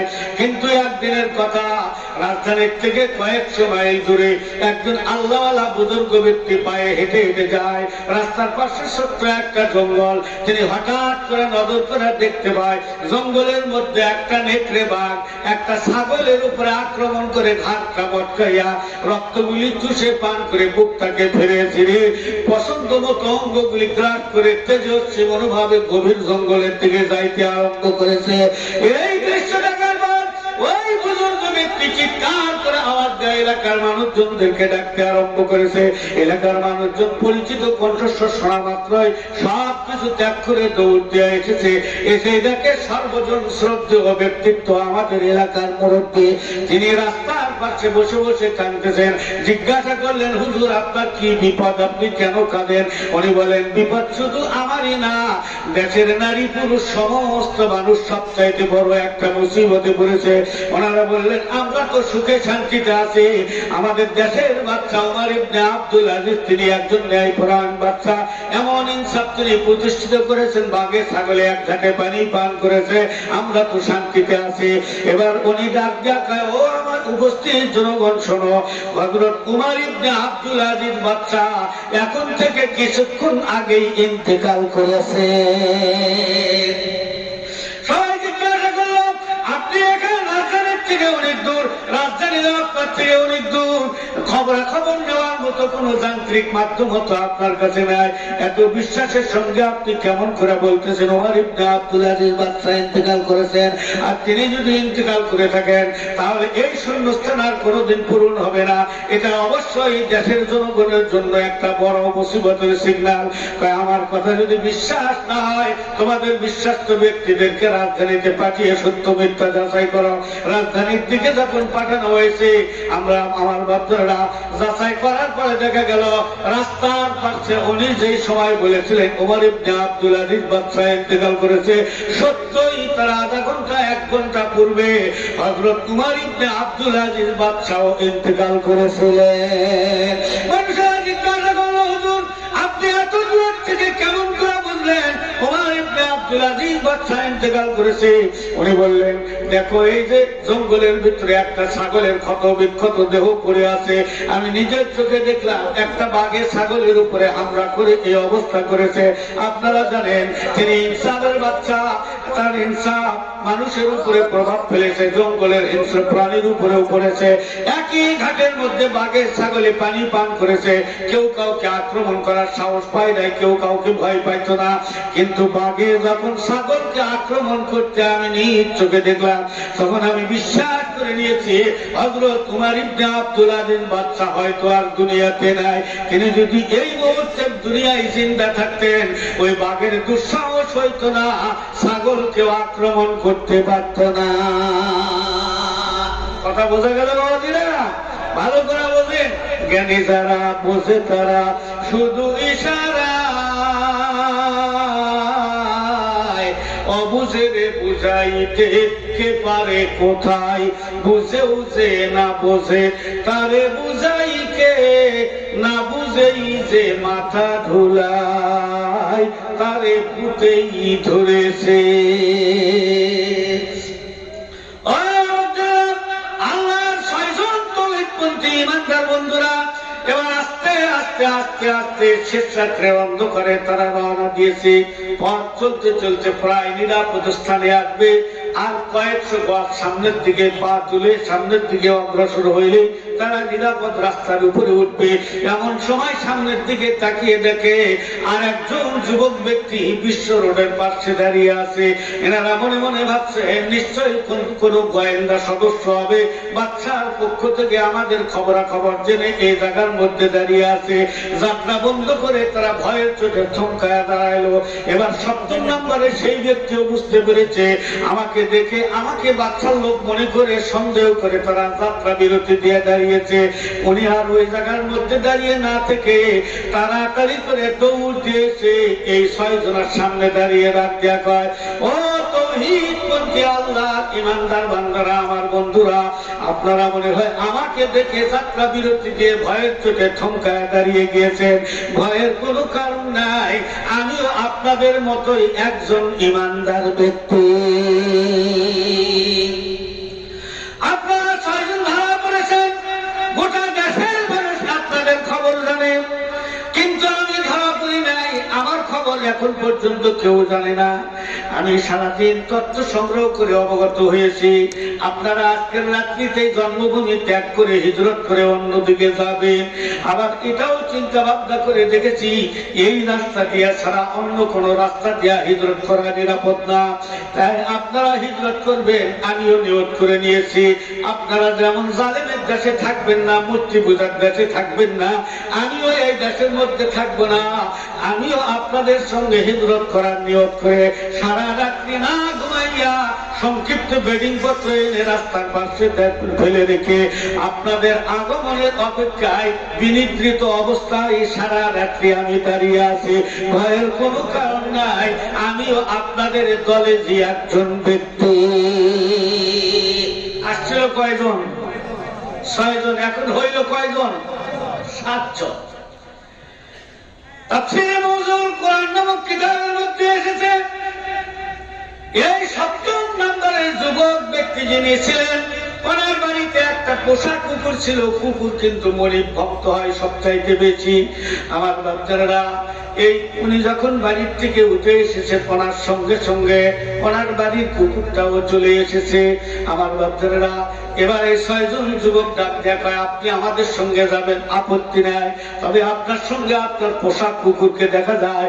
এই কুকুর যদি আপনার পিছে পিছে আমাদের সঙ্গে যদি পথ চলে, পথ চলতে চলতে রাস্তার ভিতরে অন্য কোন স্বজাতি অন্য কোন কুকুরকে যদি দেখে, কুকুর তার নিজের বৈশিষ্ট্য মোতাবেক মারামারি চিল্লাচিল্লি একটা ফৌজদারি দুর্ঘটনা ঘটা দিবে। কুকুরের চিল্লাচিল্লি আওয়াজ শুনে ঘুমের মানুষ জাগ্রত হয়ে জানালা খুলে যদি নজর করে দেখে আমরা 7 জন দেশ ত্যাগ করতেছি, রাজার বাড়ি খবর দিলে জালেমেরা আসবে, আমরা গ্রেফতার হয়ে যাব, দুপুর বেলা আমাদের জনসম্মুখে মৃত্যুদণ্ড কার্যকারী হয়ে যাবে। অতএব ও 7 নম্বরের তৌহিদপন্থী ইমানদার বন্ধু, আপনি আমাদের সঙ্গে চলুন, মেহেরবানি করে কুকুরটাকে দল থেকে তাড়িয়ে দিন। সাগে আসহাবে কাহাফে রোজে চাঁদ, সাগে আসহাবে কাহাফে রোজে চাঁদ, পাইনে কা গিরফতে মরদান সুদ। আমার বাচ্চারা এবার 7 নম্বরের ব্যক্তি যিনি ছিলেন কুকুরের মালিক, কুকুরটাকে ছোট্ট একটা কুঞ্চি দিয়া বা লাঠি দিয়া মৃদু আঘাত করে আর কুকুরকে বলে যাও যাও যাও তুমি বাড়ির থেকে যাও। কিন্তু কুকুর তো যায় না, কোনো কথাবার্তাও বলে না, শুধু নেজ নাড়াচাড়া দিয়া মালিকের সামনে লাফালাফি করে, মহব্বতের প্রকাশ করে আর নিজের ভাষা দিয়া কি যেন বুঝাইতে চায়। আমার আমার বাপদারা মালিক কিন্তু কুকুরের ভাষা বোঝে না, যেমন আমরা এখানে আছি আমরা কিন্তু কুকুরের ভাষা বুঝবো না। এবার 6 জন তৌহিদপন্থী ইমানদার ব্যক্তির সামনে গিয়ে কুকুর আবার লাফালাফি করতে লাগলো, আবার কি যেন বলে, কিন্তু তারাও ভাষা বোঝে না। এক পর্যায়ে নিজের মনিব কুকুরের মনের ভাব যখন বুঝলো না, আগের 6 জন তৌহিদপন্থী ইমানদাররা যখন কুকুরের মনের ভাব বুঝলো না, এবার কুকুর এই মালিক এবং 6 জনের মাঝখানে দাঁড়িয়ে আসমানের দিকে মাথা উঁচু করে চোখের পানি ছেড়ে দিয়ে ডাকতে আরম্ভ করলো, ইয়া আল্লাহ। কাকে ডাকছে? আরো জোরে কোন কাকে? আল্লাহ রাব্বুল আলামিনকে ডাকতে বলেন, আল্লাহ সব কিছুর সৃষ্টিকর্তা এবং মালিক একমাত্র তুমি। আল্লাহ তোমার তাওহীদপন্থী ইমানদার বন্ধুরা আমার মনের ভাব আমি বুঝাইতে চেষ্টা করেছি, কিন্তু তারা বুঝতেছে না। আল্লাহ জবানের মালিক তুমি, কিছুক্ষণের জন্য হইলেও তুমি আমাকে মেহেরবানি করে জবানটা ফেরত দিয়ে দাও। আমি আমার মনের ভাব তোমার ইমানদার ব্যক্তিদের সামনে একবার প্রকাশ করতে চাই। তাফসীরের কিতাবের মধ্যে এসেছে, কুকুর যখন চোখের পানি ছেড়ে দিয়ে আল্লাহকে ডাকতে আরম্ভ করেছে, মুহূর্তের মধ্যে আল্লাহ রাব্বুল আলামিন কুকুরের জবান খুলে দিলেন। একবার বলুন তো জবানের মালিক কে? আধ্যাত্মিক সম্রাট শায়েখ মুসলিউদ্দিন সিরাজি শেখ সাদী রহমাতুল্লাহ আলাইহি বুস্তান নামক কিতাবের মধ্যে সুন্দর করে প্রথম লাইনে বলতেছেন, বানামে জাহাদারে জাফরি হাকিমে সুকন্দর জবা আফরি। আমার বাপদারা বাক শক্তি আল্লাহ পাকের বহুত বড় একটা নিয়ামত। এই বাক শক্তি যদি না থাকতো আমি আপনাদের সামনে এসে বসতে পারতাম না। আমার বন্ধুগণ, বাক শক্তি যদি না থাকতো, যারা অফিস কর্মচারী চাকরিজীবী তারাও কিন্তু কাজকর্ম করতে পারতো না। জবান হলো আল্লাহর দেওয়া বহুত বড় একটা নিয়ামত। আর একবার আওয়াজ দিয়ে বলুন তো জবানের মালিক কে? কার আদেশে আকাশ থেকে, কার আদেশে মেঘ হতে জমিতে বর্ষে বাড়ি, কার আদেশে আমরা সবাই কথা বলতে পারি। আদেশ দাতা সর্বদাতা সর্বশক্তিমান, সেই তো মোদের প্রভু মহান আল্লাহ মেহেরবান। লা ইলাহা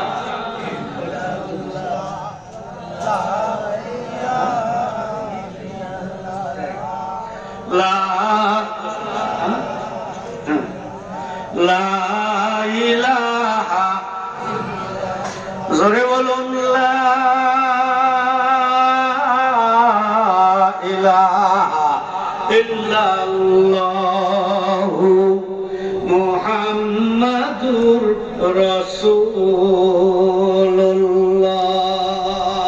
কি বলতে হবে জোরে কোন? সাল্লাল্লাহু আলাইহি ওয়াসাল্লাম।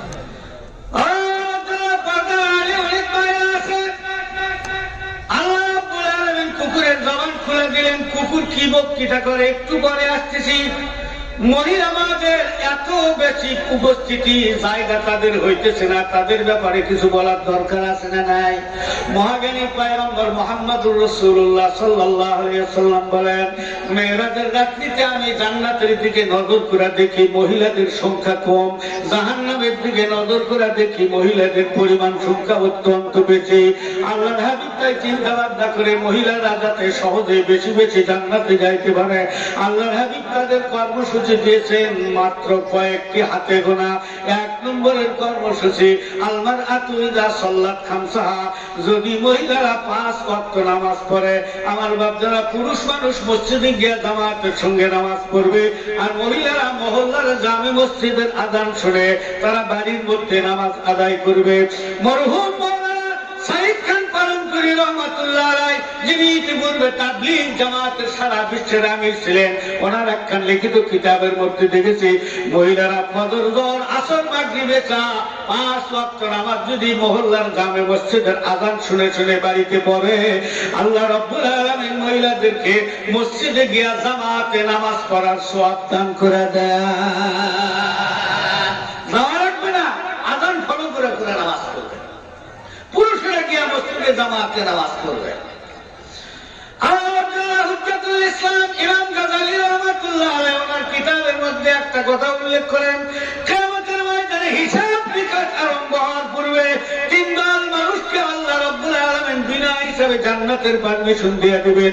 তাদের মধ্যে এক দলের চেহারা হবে দ্বীপ্রহরের সূর্যের আলোর মতো উজ্জ্বল, দ্বিতীয় দলের চেহারা হবে 14 তারিখের পূর্ণিমার চাঁদের মতো উজ্জ্বল, আর একদল মানুষের চেহারা হবে অন্ধকার রাত্রির উজ্জ্বল নক্ষত্র রাজির মতো উজ্জ্বল। এই মানুষগুলি পারমিশন পাওয়ার পরে জান্নাতের দরজায় যখন যাবে, ফেরেশতাদেরকে বলবে দরজা খুলে দাও। ফেরেশতারা বলবেন তোমরা কি হিসাব নিকাশ দিয়েছো? ওগুলা আমরা জানি না, আমরা অর্ডার পেয়েছি, অনুমতি পেয়েছি জান্নাতের মধ্যে যাব। ফেরেশতারা বলবেন জান্নাত তো মানুষের জন্য, জিনের জন্য আল্লাহ তৈরি করেছে। একবার বলো তো দুনিয়ায় এমন কি নেক আমল করেছো যে নেক আমলের খাতিরে আল্লাহ বিনা হিসাবে জান্নাতের পারমিশন দিয়ে দিলেন? আমার বাচ্চারা, এবার প্রথম প্রকার ব্যক্তি বলবে আমরা মসজিদে আগে গিয়েছি, যাওয়ার পরে মুয়াজ্জিন আযান দিয়েছে। দ্বিতীয় দল ব্যক্তি বলবে আমরা বাড়ির থেকে বের হয়েছি, মসজিদ আর বাড়ি রাস্তার মাঝামাঝিতে মুয়াজ্জিনের আযান শুনেছি। তৃতীয় দল বলবে আমরা বাড়ির থাকা অবস্থায় আযান শুনে তারপরে আমরা মসজিদে গিয়েছি, কিন্তু জামাতের সঙ্গে নামাজ আদায় করেছি। ফেরেশতারা বলবেন ঠিক আছে, নামাজ যারা এই নিয়মে এই গতিতে আদায় করবে আজকের দিনে তাদের হিসাব দেওয়া লাগবে না, বিনা হিসাবে তারা জান্নাতে যাবে। মন চায় আপনাদের জান্নাতে যাইতে? জোরে কোন মনে চায়? কার কার মনে চায়? আল্লাহকে হাতটা দেখাইতে পারে না?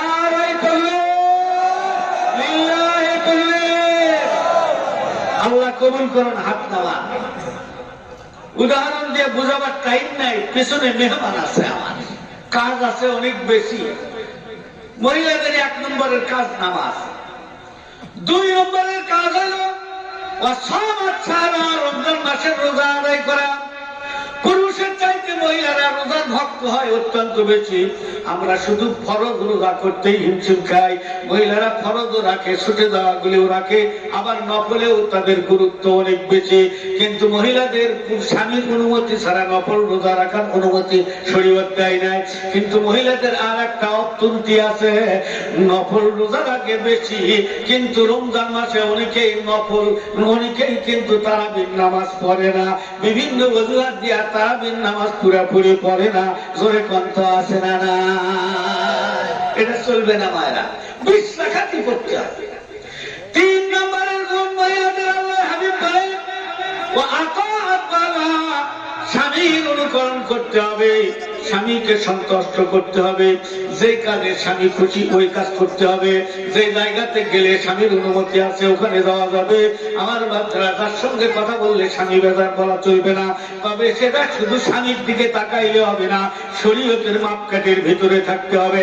স্বামী যদি ইসলামের বিরুদ্ধে কোনো হুকুম দেয়, স্বামী হোক না কেন, আব্বা হোক না কেন, আম্মা হোক না কেন, ওই সময় আল্লাহকে অসন্তুষ্ট করে ইসলামের বাইরে কোনো আদেশ পালন করা যাবে না। আবার স্বামীদেরকেও বলতেছে আল্লাহ আল্লাহ রসুলের কোন বিধান আপনি পালন করতে চান, আপনার স্ত্রী যদি অপছন্দ করে, আপনার স্ত্রীর পছন্দ অপছন্দ দেখা যাবে না। সমাজের মধ্যে অনেক পুরুষ মানুষ আছে, তারা মুখের মধ্যে দাঁড়িয়ে রাখতে চায়, কিন্তু বেগম সাহেবেরা বলে এত তাড়াতাড়ি দাঁড়িয়ে রাখার দরকার নাই। জোরে কণ্ঠ আছে না? না, ওই ধরনের স্ত্রীর দরকার নাই। যারা রসুলের কলিজায় আঘাত দিতে সমর্থন করে, ওই ধরনের স্ত্রীর কথা মানা যাবে না।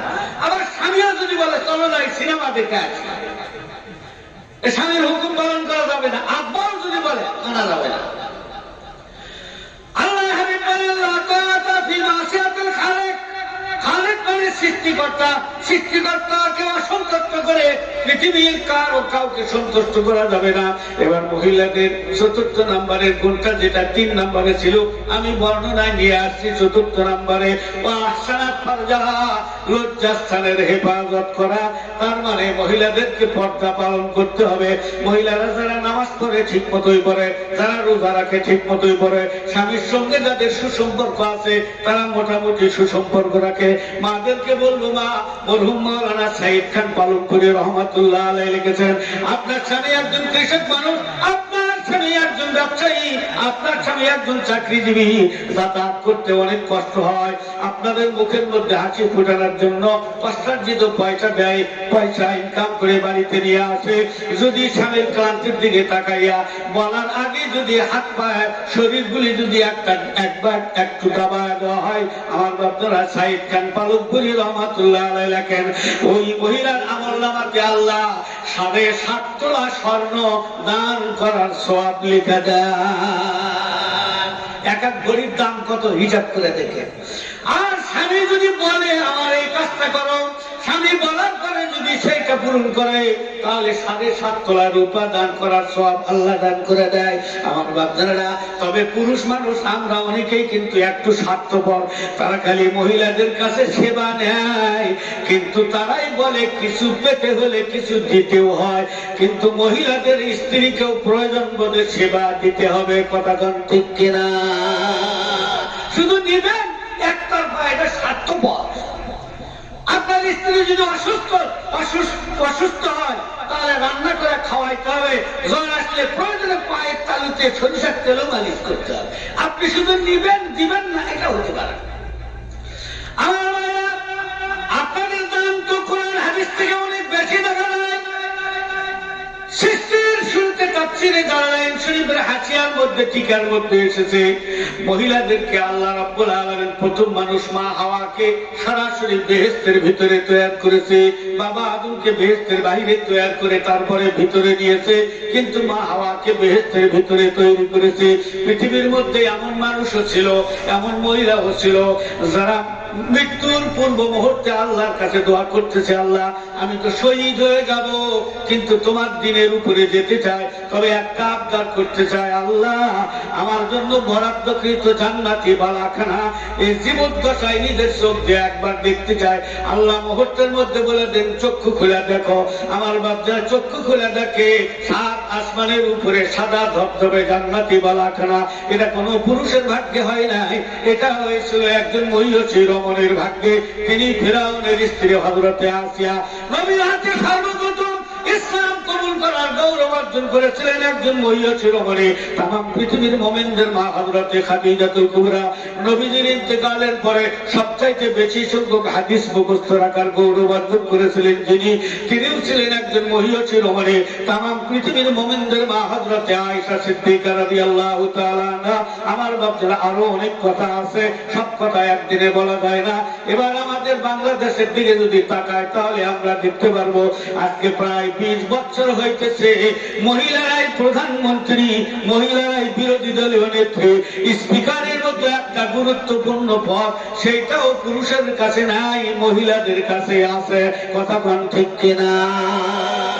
এই জন্য বাংলা একজন কবি সুন্দর করে বলতেছে, নারী তুমি অতি দামি হীরা মতির চেয়ে, তাই তো সদা রইবে তুমি পর্দার ভিতরে যে। দামি জিনিস যায় না দেখা, থাকে গোপনে, দেখলে পরে দাম কমে যায়, থাকে না যতনে।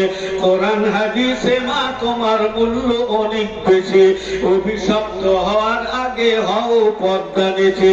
তোমারই কারণে শান্তি আসবে সংসারে, খোদার হুকুম পালন করো সব রকম কাজে। নারী তুমি তাই যেও না ইসলাম থেকে দূরে, ঘরের বাইরে যেতেই হলে যেও পর্দা করে, ঘরের বাইরে যেতেই হলে যেও বোরকা পরে। ধরে কোন ঠিক কিনা? আমার বাচ্চারা, বর্তমানে আমাদের মতো কিছু হুজুরদের চিল্লাচিল্লির কারণে হাই স্কুল, কলেজ, ভার্সিটিতে এবং সমাজেও মার্কেটেও মহিলাদেরকে বোরকা পড়তে দেখা যায়। কিন্তু দুঃখজনক হইলেও সত্য, এই বোরকা পর্দার বোরকা নয়, এটা আরো আকর্ষণ বৃদ্ধি করার বোরকা। মশুরির মতো পাতলা, পেঁয়াজের খোসার মতো পাতলা, যার চোখের পাওয়ার কম, সেও 50 হাত দূরের থেকে চশমা ছাড়াই কোথায় কোথায় কোন বর্ডার আছে সব ক্লিয়ার দেখতে পায়। এটা কি পর্দা হয়? আমার বাচ্চারা, এটা পর্দা হয়। মহিলাদেরকে আল্লাহ নবী রাসূল বানাই নাই, কিন্তু মহিলাদেরকে মহিলাদেরকে আল্লাহ নবী রাসূলের মাত হিসাবে তৈরি করেছেন। একজন নবী ছাড়া সমস্ত নবী রাসূল মহিলাদের মাধ্যম দেয়া এসেছে। মহিলাদের দাম কত বেশি! আমার বাচ্চারা আব্দুল কাদের জিলানী রহমাতুল্লাহ আলাইহির মতো মানুষ মায়ের পেট থেকে 18 পারা কোরআন শরীফ মুখস্থ করার গৌরব অর্জন করেছিলেন। এটা কোরআন হাদিস নয়, ইতিহাস পড়ার জীবনের মধ্যে এসেছে। তার মানে মহিলাদের গর্ভবতী অবস্থায় যে আমল করবে সে আমলের প্রভাব পেটের সন্তানের ভিতরে যাবে। আমার বাচ্চারা, আমরা তো সেই সমস্ত মহিলাদের জীবনী পড়ি না, আমরা খুশি হই পরিমণির জীবনী আর মাহিয়া মাহির জীবনী পাইলে বড় খুশি হই। কথা কোন ঠিক কিনা? আমরা ভালো বলি পছন্দ হয় না। মহিলারা হলো অত্যন্ত দামি। আমি উদাহরণ দিয়ে বোঝাবার চেষ্টা করি। আমার সামনে একটা স্ট্যান্ড আছে, এটা কিন্তু যেখান সেখান থেকে আসে নাই। এই যে যান্ত্রিক মাধ্যম দেখা যাচ্ছে, এগুলি একটা ইন্ডাস্ট্রিজের মধ্যে তৈরি হয়েছে। এখন যদি জিজ্ঞাসা করি এই জিনিসগুলির দাম বেশি না তৈরির ইন্ডাস্ট্রিজের দাম বেশি, অবশ্যই আপনি বলতে বাধ্য হবেন স্ট্যান্ডের চাইতে স্ট্যান্ড তৈরির কারখানা ইন্ডাস্ট্রিজের দাম বেশি। আমার বাচ্চারা, আসমানের নিচে জমিনের উপরে যত মখলুক আছে সবচাইতে সেরা মখলুক আশরাফুল মখলুকাত হইল মানুষ। মানুষ যখন এত দাম, সব জিনিস তৈরির কারখানা আছে, আশরাফুল মখলুকাত মানুষ তৈরির কারখানা কোথায়? তামাম পৃথিবী তালাশ করলে পাবেন না। আল্লাহ বলেন, বান্দা তোমাদের প্রত্যেকের ঘরের মধ্যে আমি আল্লাহ আশরাফুল মখলুকাত মানুষ তৈরির কুদরতি কারখানা মাতৃ জাতি নারী জাতিকে আমি দান করেছি। আমার বাচ্চারা, কারখানার দাম, সব কারখানার দাম যদি বেশি হয় তাহলে মানুষ তৈরির কারখানা নারী জাতির দাম তো কম হইতে পারে না। কথা কোন ঠিক কিনা? ছোট্ট একটা উদাহরণ দেই। আজকাল আমাদের সমাজে বিবাহ শাদী হয়, আমার বাচ্চারা 5,55,505 টাকা মোহরানা, 555 টাকা মোহরানা, 5,500 টাকা নগদ, অবশিষ্ট সব বাকি। এইরকম বিয়ে শাদী আছে না নাই? কতক্ষণ আছে না নাই? বাবাজিরা, গেটের সামনে যেনারা দাঁড়িয়ে আছেন, আল্লাহ রাস্তায় গেটটা ফাঁকা করেন, আপনারা ভিতরে আছেন। ইন্তেজামিয়া কমিটি যথেষ্ট জায়গা দিয়েছে। এখন এইরকম একটা বিবাহ হচ্ছে, বিবাহের পরে ওই দিন মেয়েও নিয়ে গেল। গ্রামের এক কৃষক দেখছে, বাবা হুজুরের এলেমের খুব প্রভাব, এই হুজুর আমার দরকার। 3 দিন পরে ওই হুজুরের কাছে আসছে, হুজুর চলেন আমার সাথে একটু 5 বিবি হাটে যাওয়া লাগবে। কেন বাবা? আমি হালের 1 জোড়া গরু কিনবো। হালের গরু সম্পর্কে তো আমার ধারণা নাই। তাও চলেন হুজুর, আপনার হাত দিয়ে খালি দড়ি ধরে আমার হাতে দিবেন, বরকতের জন্য আপনার যাওয়া লাগবে।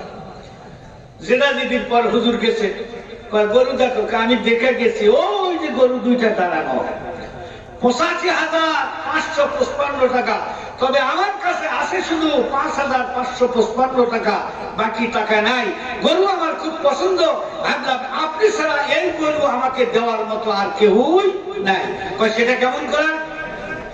80 টাকা বাকি, 80,000 টাকা বাকি রাখবেন। হুজুর কয় কেমনে? সেদিন বিয়ে করে 5,55,555 টাকা, শুধু 5,555 টাকা নগদ, সব বাকি। ওই নিয়মে আপনি আমার গরুর ব্যবস্থা করে দেবেন আজকে।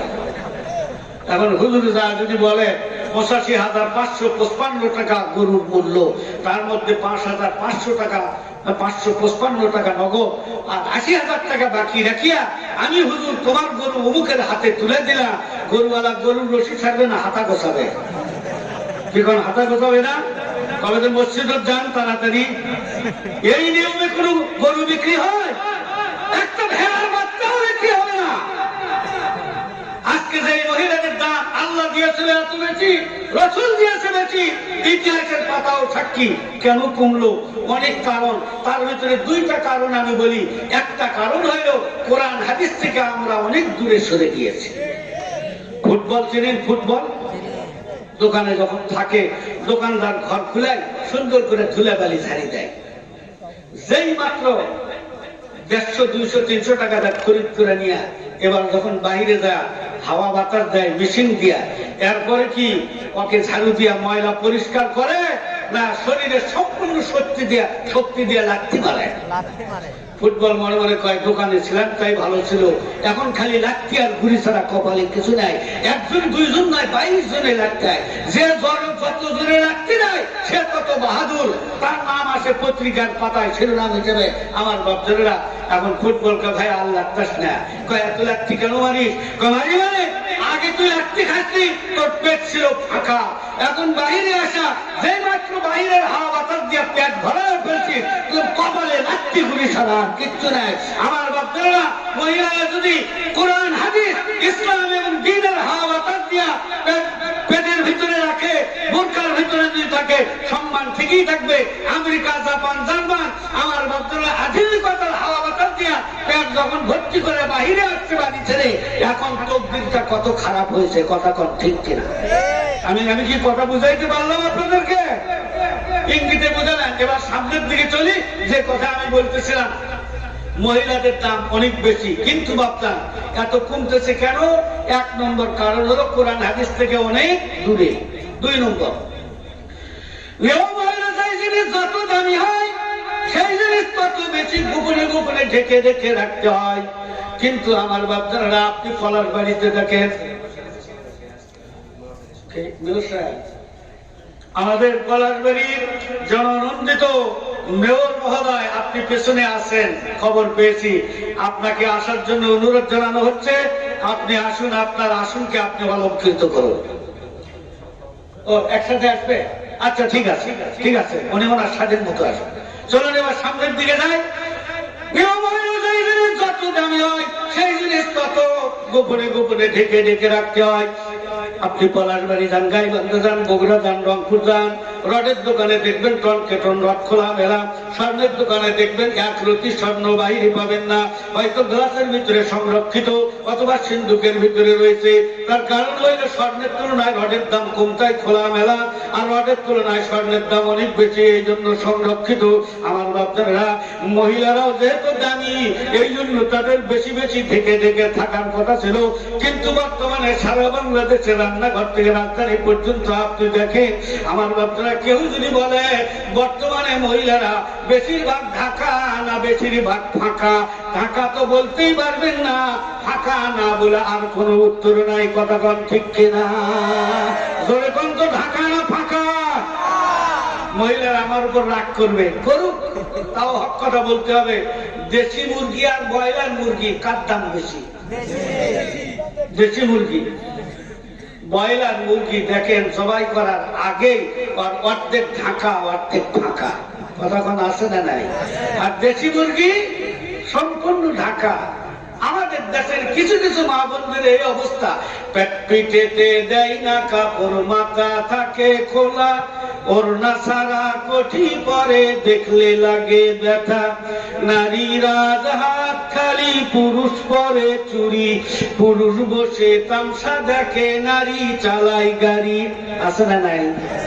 একটি রিক্সায় 3টি মেয়ে ছেলের মতো বসে, নর পশুর দেখা পেলে দেহ নেড়ে হাসে, পথঘাটে আর দোকান পাটে নারীর বাজার গরম, স্কিন পরে মাপ দেখাতে করে না কবু শরম, বুড়ি চলে বোরকা পরে, যুবতী থাকে খোলা, বুড়ির দেখার কিছুই যে নাই তাই তো বুড়ি ঢাকা, বুড়ির দেখার কিছুই যে নাই তাই তো বুড়ি ঢাকা। জোরে কোন আছে না না? 6 জন যুবক রাস্তায় এসে হইল 7 জন, এনারা হিজরত করতেছে, মনে আছে আপনাদের? কুকুরের জবান খুলে গেছে, কুকুরের বক্তৃতা এখনো শুরু।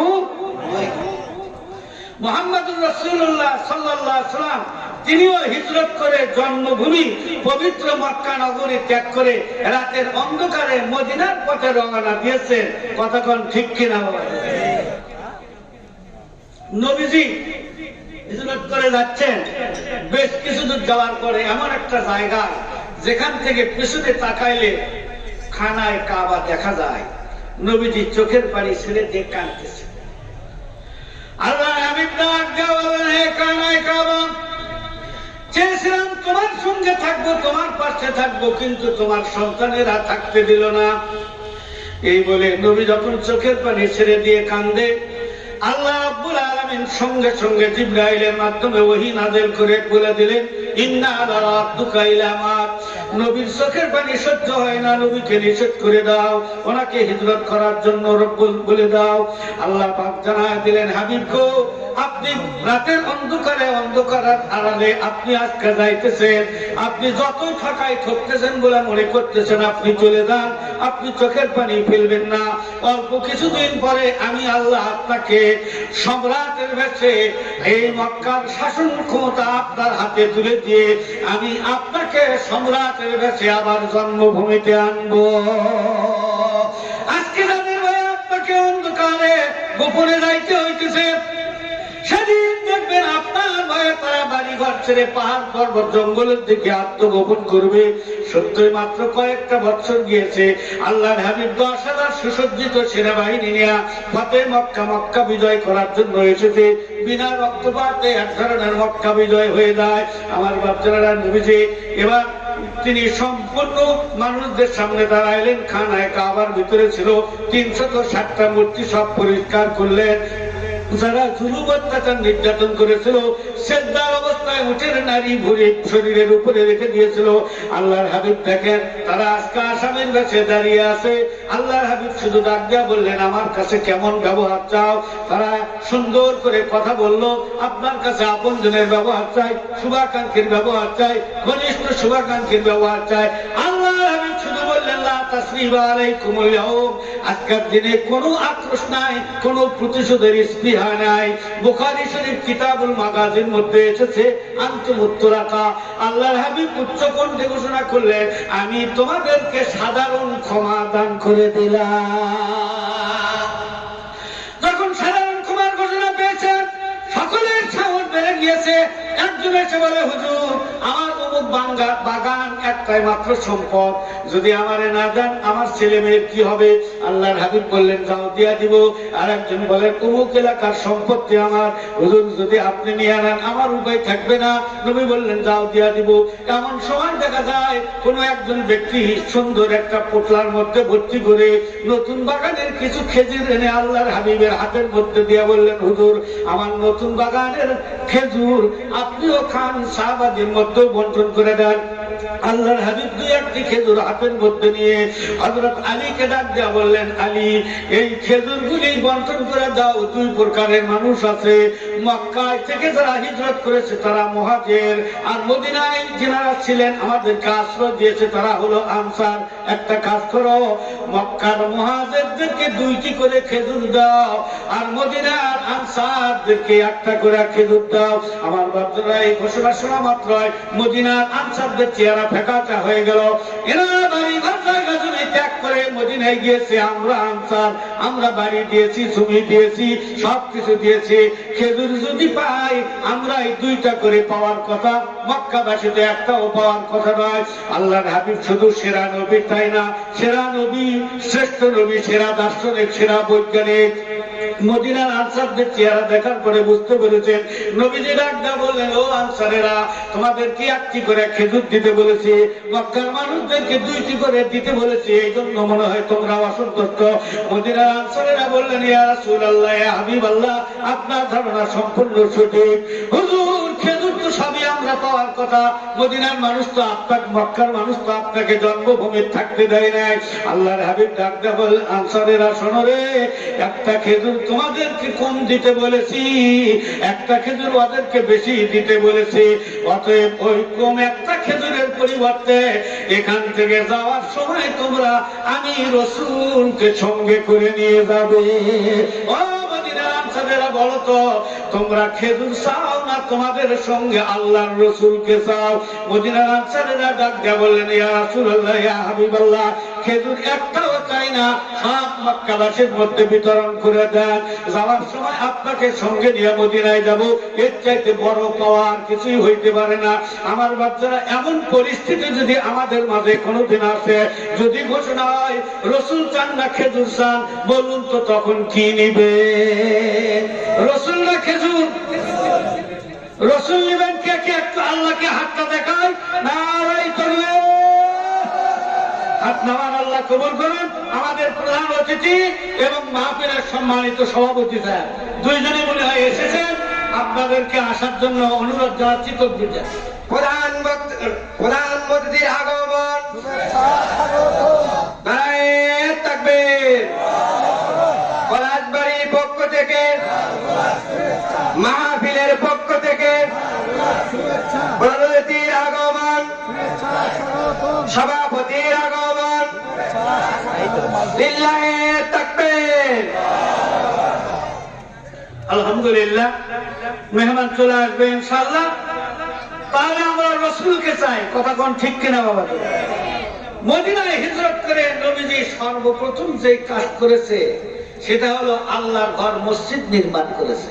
জোরে কোন আলহামদুলিল্লাহ। আমার বাচ্চারা যেনারা হাত উঁচু করে দেখিয়েছেন আমরা নবীকে চাই, খেজুর চাই না, তার মানে দুনিয়া চাই না, পরকাল চাই, সম্পদ চাই না, আমরা রসুলকে চাই। তাদের জন্য দুইটা জিনিস, রসুলকে পাওয়ার জন্য দুইটা জিনিস বর্তমানে রসুল নাই।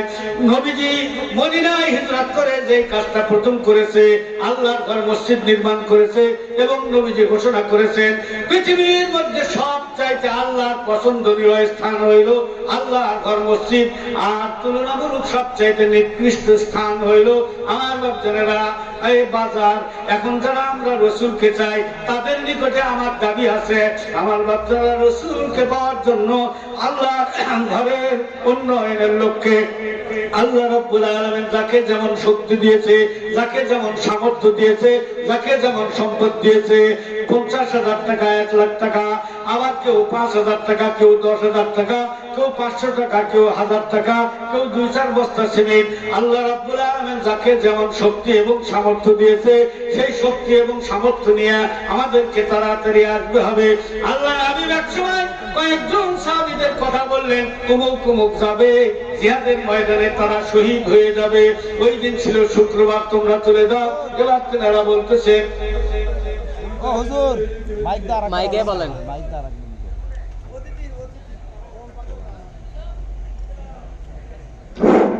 নারায়ে তাকবীর। প্রধান অতিথির আগমন, প্রধান অতিথির আগমন, সভাপতির আগমন, মাহফিলের পক্ষ থেকে নারায়ে তাকবীর, লিল্লাহে তাকবীর। আমার বাচ্চারা, আমি আপনাদের খেদমতে আবেদন করেছি যারা রসুলকে চান তাদের নিকটে জোরালো দাবি আল্লাহর ঘরের পক্ষ থেকে যার যেমন শক্তি সামর্থ্য আছে আলহামদুলিল্লাহ। আল্লাহ আমি আপনাদের খেদমতে যে কথাটা বলতে চাচ্ছিলাম তা হলো নবীজি বললেন যাও জিহাদের ময়দানে, কিন্তু ওই দিন ছিল শুক্রবার। ওনারা চিন্তা করলো আমরা তো আর ফিরে আসবো না, শহীদ হব, আজকে জীবনের শেষ দিনে নবীর পেছনে জুমার নামাজটা আদায় করে তারপরে আমরা যাই। জুমার নামাজের পরে আল্লাহর হাবিব দেখতেছে অমুক অমুক আছে না গিয়েছে, ওনারা বলতেছেন হুজুর আমরা আছি, কেউ কেউ চলে গিয়েছেন। নবীজি বললেন তোমরা বিলম্ব কেন করলা? ওনারা উত্তর দেন হুজুর যেইভাবে বর্ণনা করেছেন আমরা তো আজকে নিশ্চিত শহীদ হয়ে যাব, তাই ভাবলাম জীবনের শেষ দিনের জুমার নামাজটা আপনার পিছে আদায় করে দেয়। আল্লাহর হাবিব বললেন সেটা তোমাদের জন্য খেয়াল ভালো, কিন্তু তোমাদের আগে যারা গিয়েছে তারা 500 বছর তোমাদের আগে জান্নাতে যাবে। আমার ভক্তরা, এই জন্য আমি আপনাদের খেদমতে আবেদন করব, দেখা দেখি টাকা তাকে করব না, খুব তাড়াতাড়ি করে আসবো। যে যত আগে আসবে আল্লাহ তাকে আগে আগে তার ফয়সালা দিয়ে দেবেন আলহামদুলিল্লাহ। আল্লাহ তোমার এক বান্দা নগদ সর্বপ্রথম বিসমিল্লাহ করেছে 50 খানা টাকা দিয়ে, আল্লাহ তুমি কবুল করিয়া দাও, নেক হায়াত দারাজ করিয়া দাও, হালাল কামাইয়ের ভিতরে খায়ের বরকত রহমত দান করিয়া দাও। মহিলা মা বোনদেরকে বলবো মা আপনাদের দাম, আপনাদের মান, আপনাদের সম্মান ইজ্জত অনেক বেশি। আপনারাই প্রধানমন্ত্রী, আপনারাই বিরোধী দলীয় নেত্রী, স্পিকার সাহেব, আপনাদের ভিতর থেকে পদমর্যাদা আপনাদের যখন আল্লাহ বেশি দিয়েছেন দানও করার দরকার আপনাদের ওই রকম বেশি বেশি। আপনাদের নিকটে যখন কমিটির পক্ষ থেকে লোক যাবে মেহেরবানি করে আপনারা বেশি বেশি করে দিয়ে দিবেন, আপনারা প্রমাণ করে দেখাবেন, সামনেও আপনারা ওই পদে বহাল থাকবেন। আমার বাচ্চারা একটু হরকত করি, খুব তাড়াতাড়ি করে আসি। কোন মধ্যে মুজাহিদ ইমানদার বান্দা আছেন জিনিস আপনার নামটা আগে লেখা দিতে পারেন? অনেকের আমার বাচ্চারা কবরের বাসিন্দা হয়ে রয়েছে, চিৎকার করে কতবার আওয়াজ দেওয়া হয়তো বলতেছে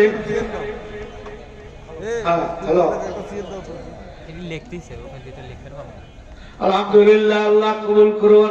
রব্বুল আলামিন কিনা আব্দুর রহিম জামালপুর বাড়ি, আমরা কি তার জন্য দোয়া না করে পারি?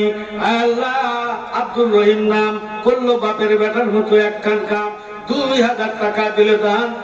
আল্লাহ তুমি বড় মেহেরবান, কবুল করো বাবা যে আব্দুর রহিমের দান। নারায়ে তাকবীর, জোরে একটা তাকবীর, লিল্লাহি তাকবীর। ফিরোজ কম্পিউটার কলার বাড়ি, আমার বাপজান 500 টাকা আর একজন দিয়েছে আল্লাহ প্রায় 200 টাকা, আল্লাহ কবুল করে আনেন। আর এক মুরব্বী বাপজান আমার দিলে 200 টাকা, চিৎকার দিয়া বলুন মারহাবা। একদিন তো মাটির দেহ, একদিন তো মাটির দেহ, থাকবে না রে মাটির দেহ মাটির সাথে মিশবে রে ধুলাই। কিসের টাকা, কিসের পয়সা, কিসের বাহাদুরি, সঙ্গে তোমার কেউ যাবে না, পুরুষ কিংবা নারী। তৌফিকুল আমিন, টিটু চেয়ারম্যান হোসেনপুর ইউপি, 10,000 টাকা না, 10,000 টাকা, চিৎকার দিয়া বলুন মারহাবা। এদিক দিয়া তৌহিদুল ইসলাম চেয়ারম্যান মহদীপুর ইউপি, আমার বাপজান, তিনিও দিয়েছেন 5,000 টাকা, চিল্লা বলুন মারহাবা। মহিলা ভাইস চেয়ারম্যান উপজেলা পরিষদ কলারবাড়ির থেকে, তিনিও দিয়েছেন 5,000 টাকা, চিৎকার দিয়া বলুন মারহাবা। জোরে একটা তাকবীর, নারায়ে তাকবীর, লিল্লাহি তাকবীর। একটু হাত তোলেন, আল্লাহুম্মা আমিন। রব্বুল আলামিন, তুমি তো সব দেখতেছো মাবুদ, তোমার বান্দারা তোমার ঘরকে কত ভালোবাসে, কত মহব্বত করে। আল্লাহ, তুমিও তাদেরকে তোমার রহমতের নজরে রাখিও। আয় আল্লাহ, আপনজনেরা যারা অন্ধকার কবরে শায়িত রয়েছে, দানের হাদিয়াগুলি পৌঁছাইয়া কলিজা ঠান্ডা করিয়া দাও। আল্লাহ, 50 টাকা, 100 টাকা, 200 টাকা যে যা দিয়েছে, তোমার কুদরতি হাতে দয়া করে নবীজির ওসিলায় কবুল করিয়া নাও, আমিন। আল্লাহ, তোমার এক বান্দা দিয়েছে 200 টাকা, আল্লাহ কবুল করিয়া নিন। আর একজন দিয়েছে 100 টাকা, আল্লাহ রাখিও না তার আমলনামা খানা ফাঁকা, মেহেরবানি করে নেকি দ্বারা পরিপূর্ণ করিয়া দাও, বরদানের শামিল করিয়া নিন। কঠিন কিয়ামতের দিন মুসিবতের সময় নাজাতের ওসিলা বানা দিও। একটু অ্যান্টিবায়োটিক গতিতে আসলে ভালো হয়, হোমিও গতিতে আসলে সময় বেশি লাগবে, মেহমানকে স্টেজে আনতে অনেক বিলম্ব হবে। আল্লাহ, তোমার আর এক বান্দা দিয়েছে 400 টাকা, টাকাগুলি দেখতে বড় চকচকা, তোমার বান্দার ঈমান আমল করে দাও তুমি ফকফকা। জোরে জোরে কোন মারহাবা। আমার বাচ্চারা আল্লাহর ঘরের জন্য, আল্লাহ আলী এক সময় বললেন, ও সাহাবীরা, তোমরা নিজের জন্য বেশি সম্পদ অর্জন করো না, অন্যের জন্য। লিটু সরকার নামে আল্লাহ তোমার আর এক বান্দা 500 টাকা দিয়েছেন, আল্লাহ কবুল করুন।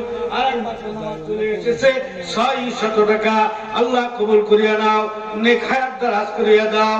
আল্লাহ সুস্থতা নিরাপত্তার সহিত হায়াতে তৈয়বা দান করিয়া দাও। মোহাম্মদ রুমেল 1 বস্তা সিমেন্ট প্রতি বছরে দিবেন 1000 টাকা, চিৎকার দিয়া বলি মারহাবা। আল্লাহ তুমি কবুল করিয়া নাও, নেক হায়াত দারাজ করিয়া দাও, হালাল পথে আল্লাহ রিজকের রাস্তা তুমি প্রশস্ত করিয়া দাও। রব্বুল আলামিন জিন্দেগীর গুনাহ খাতা মাফ করিয়া দিন।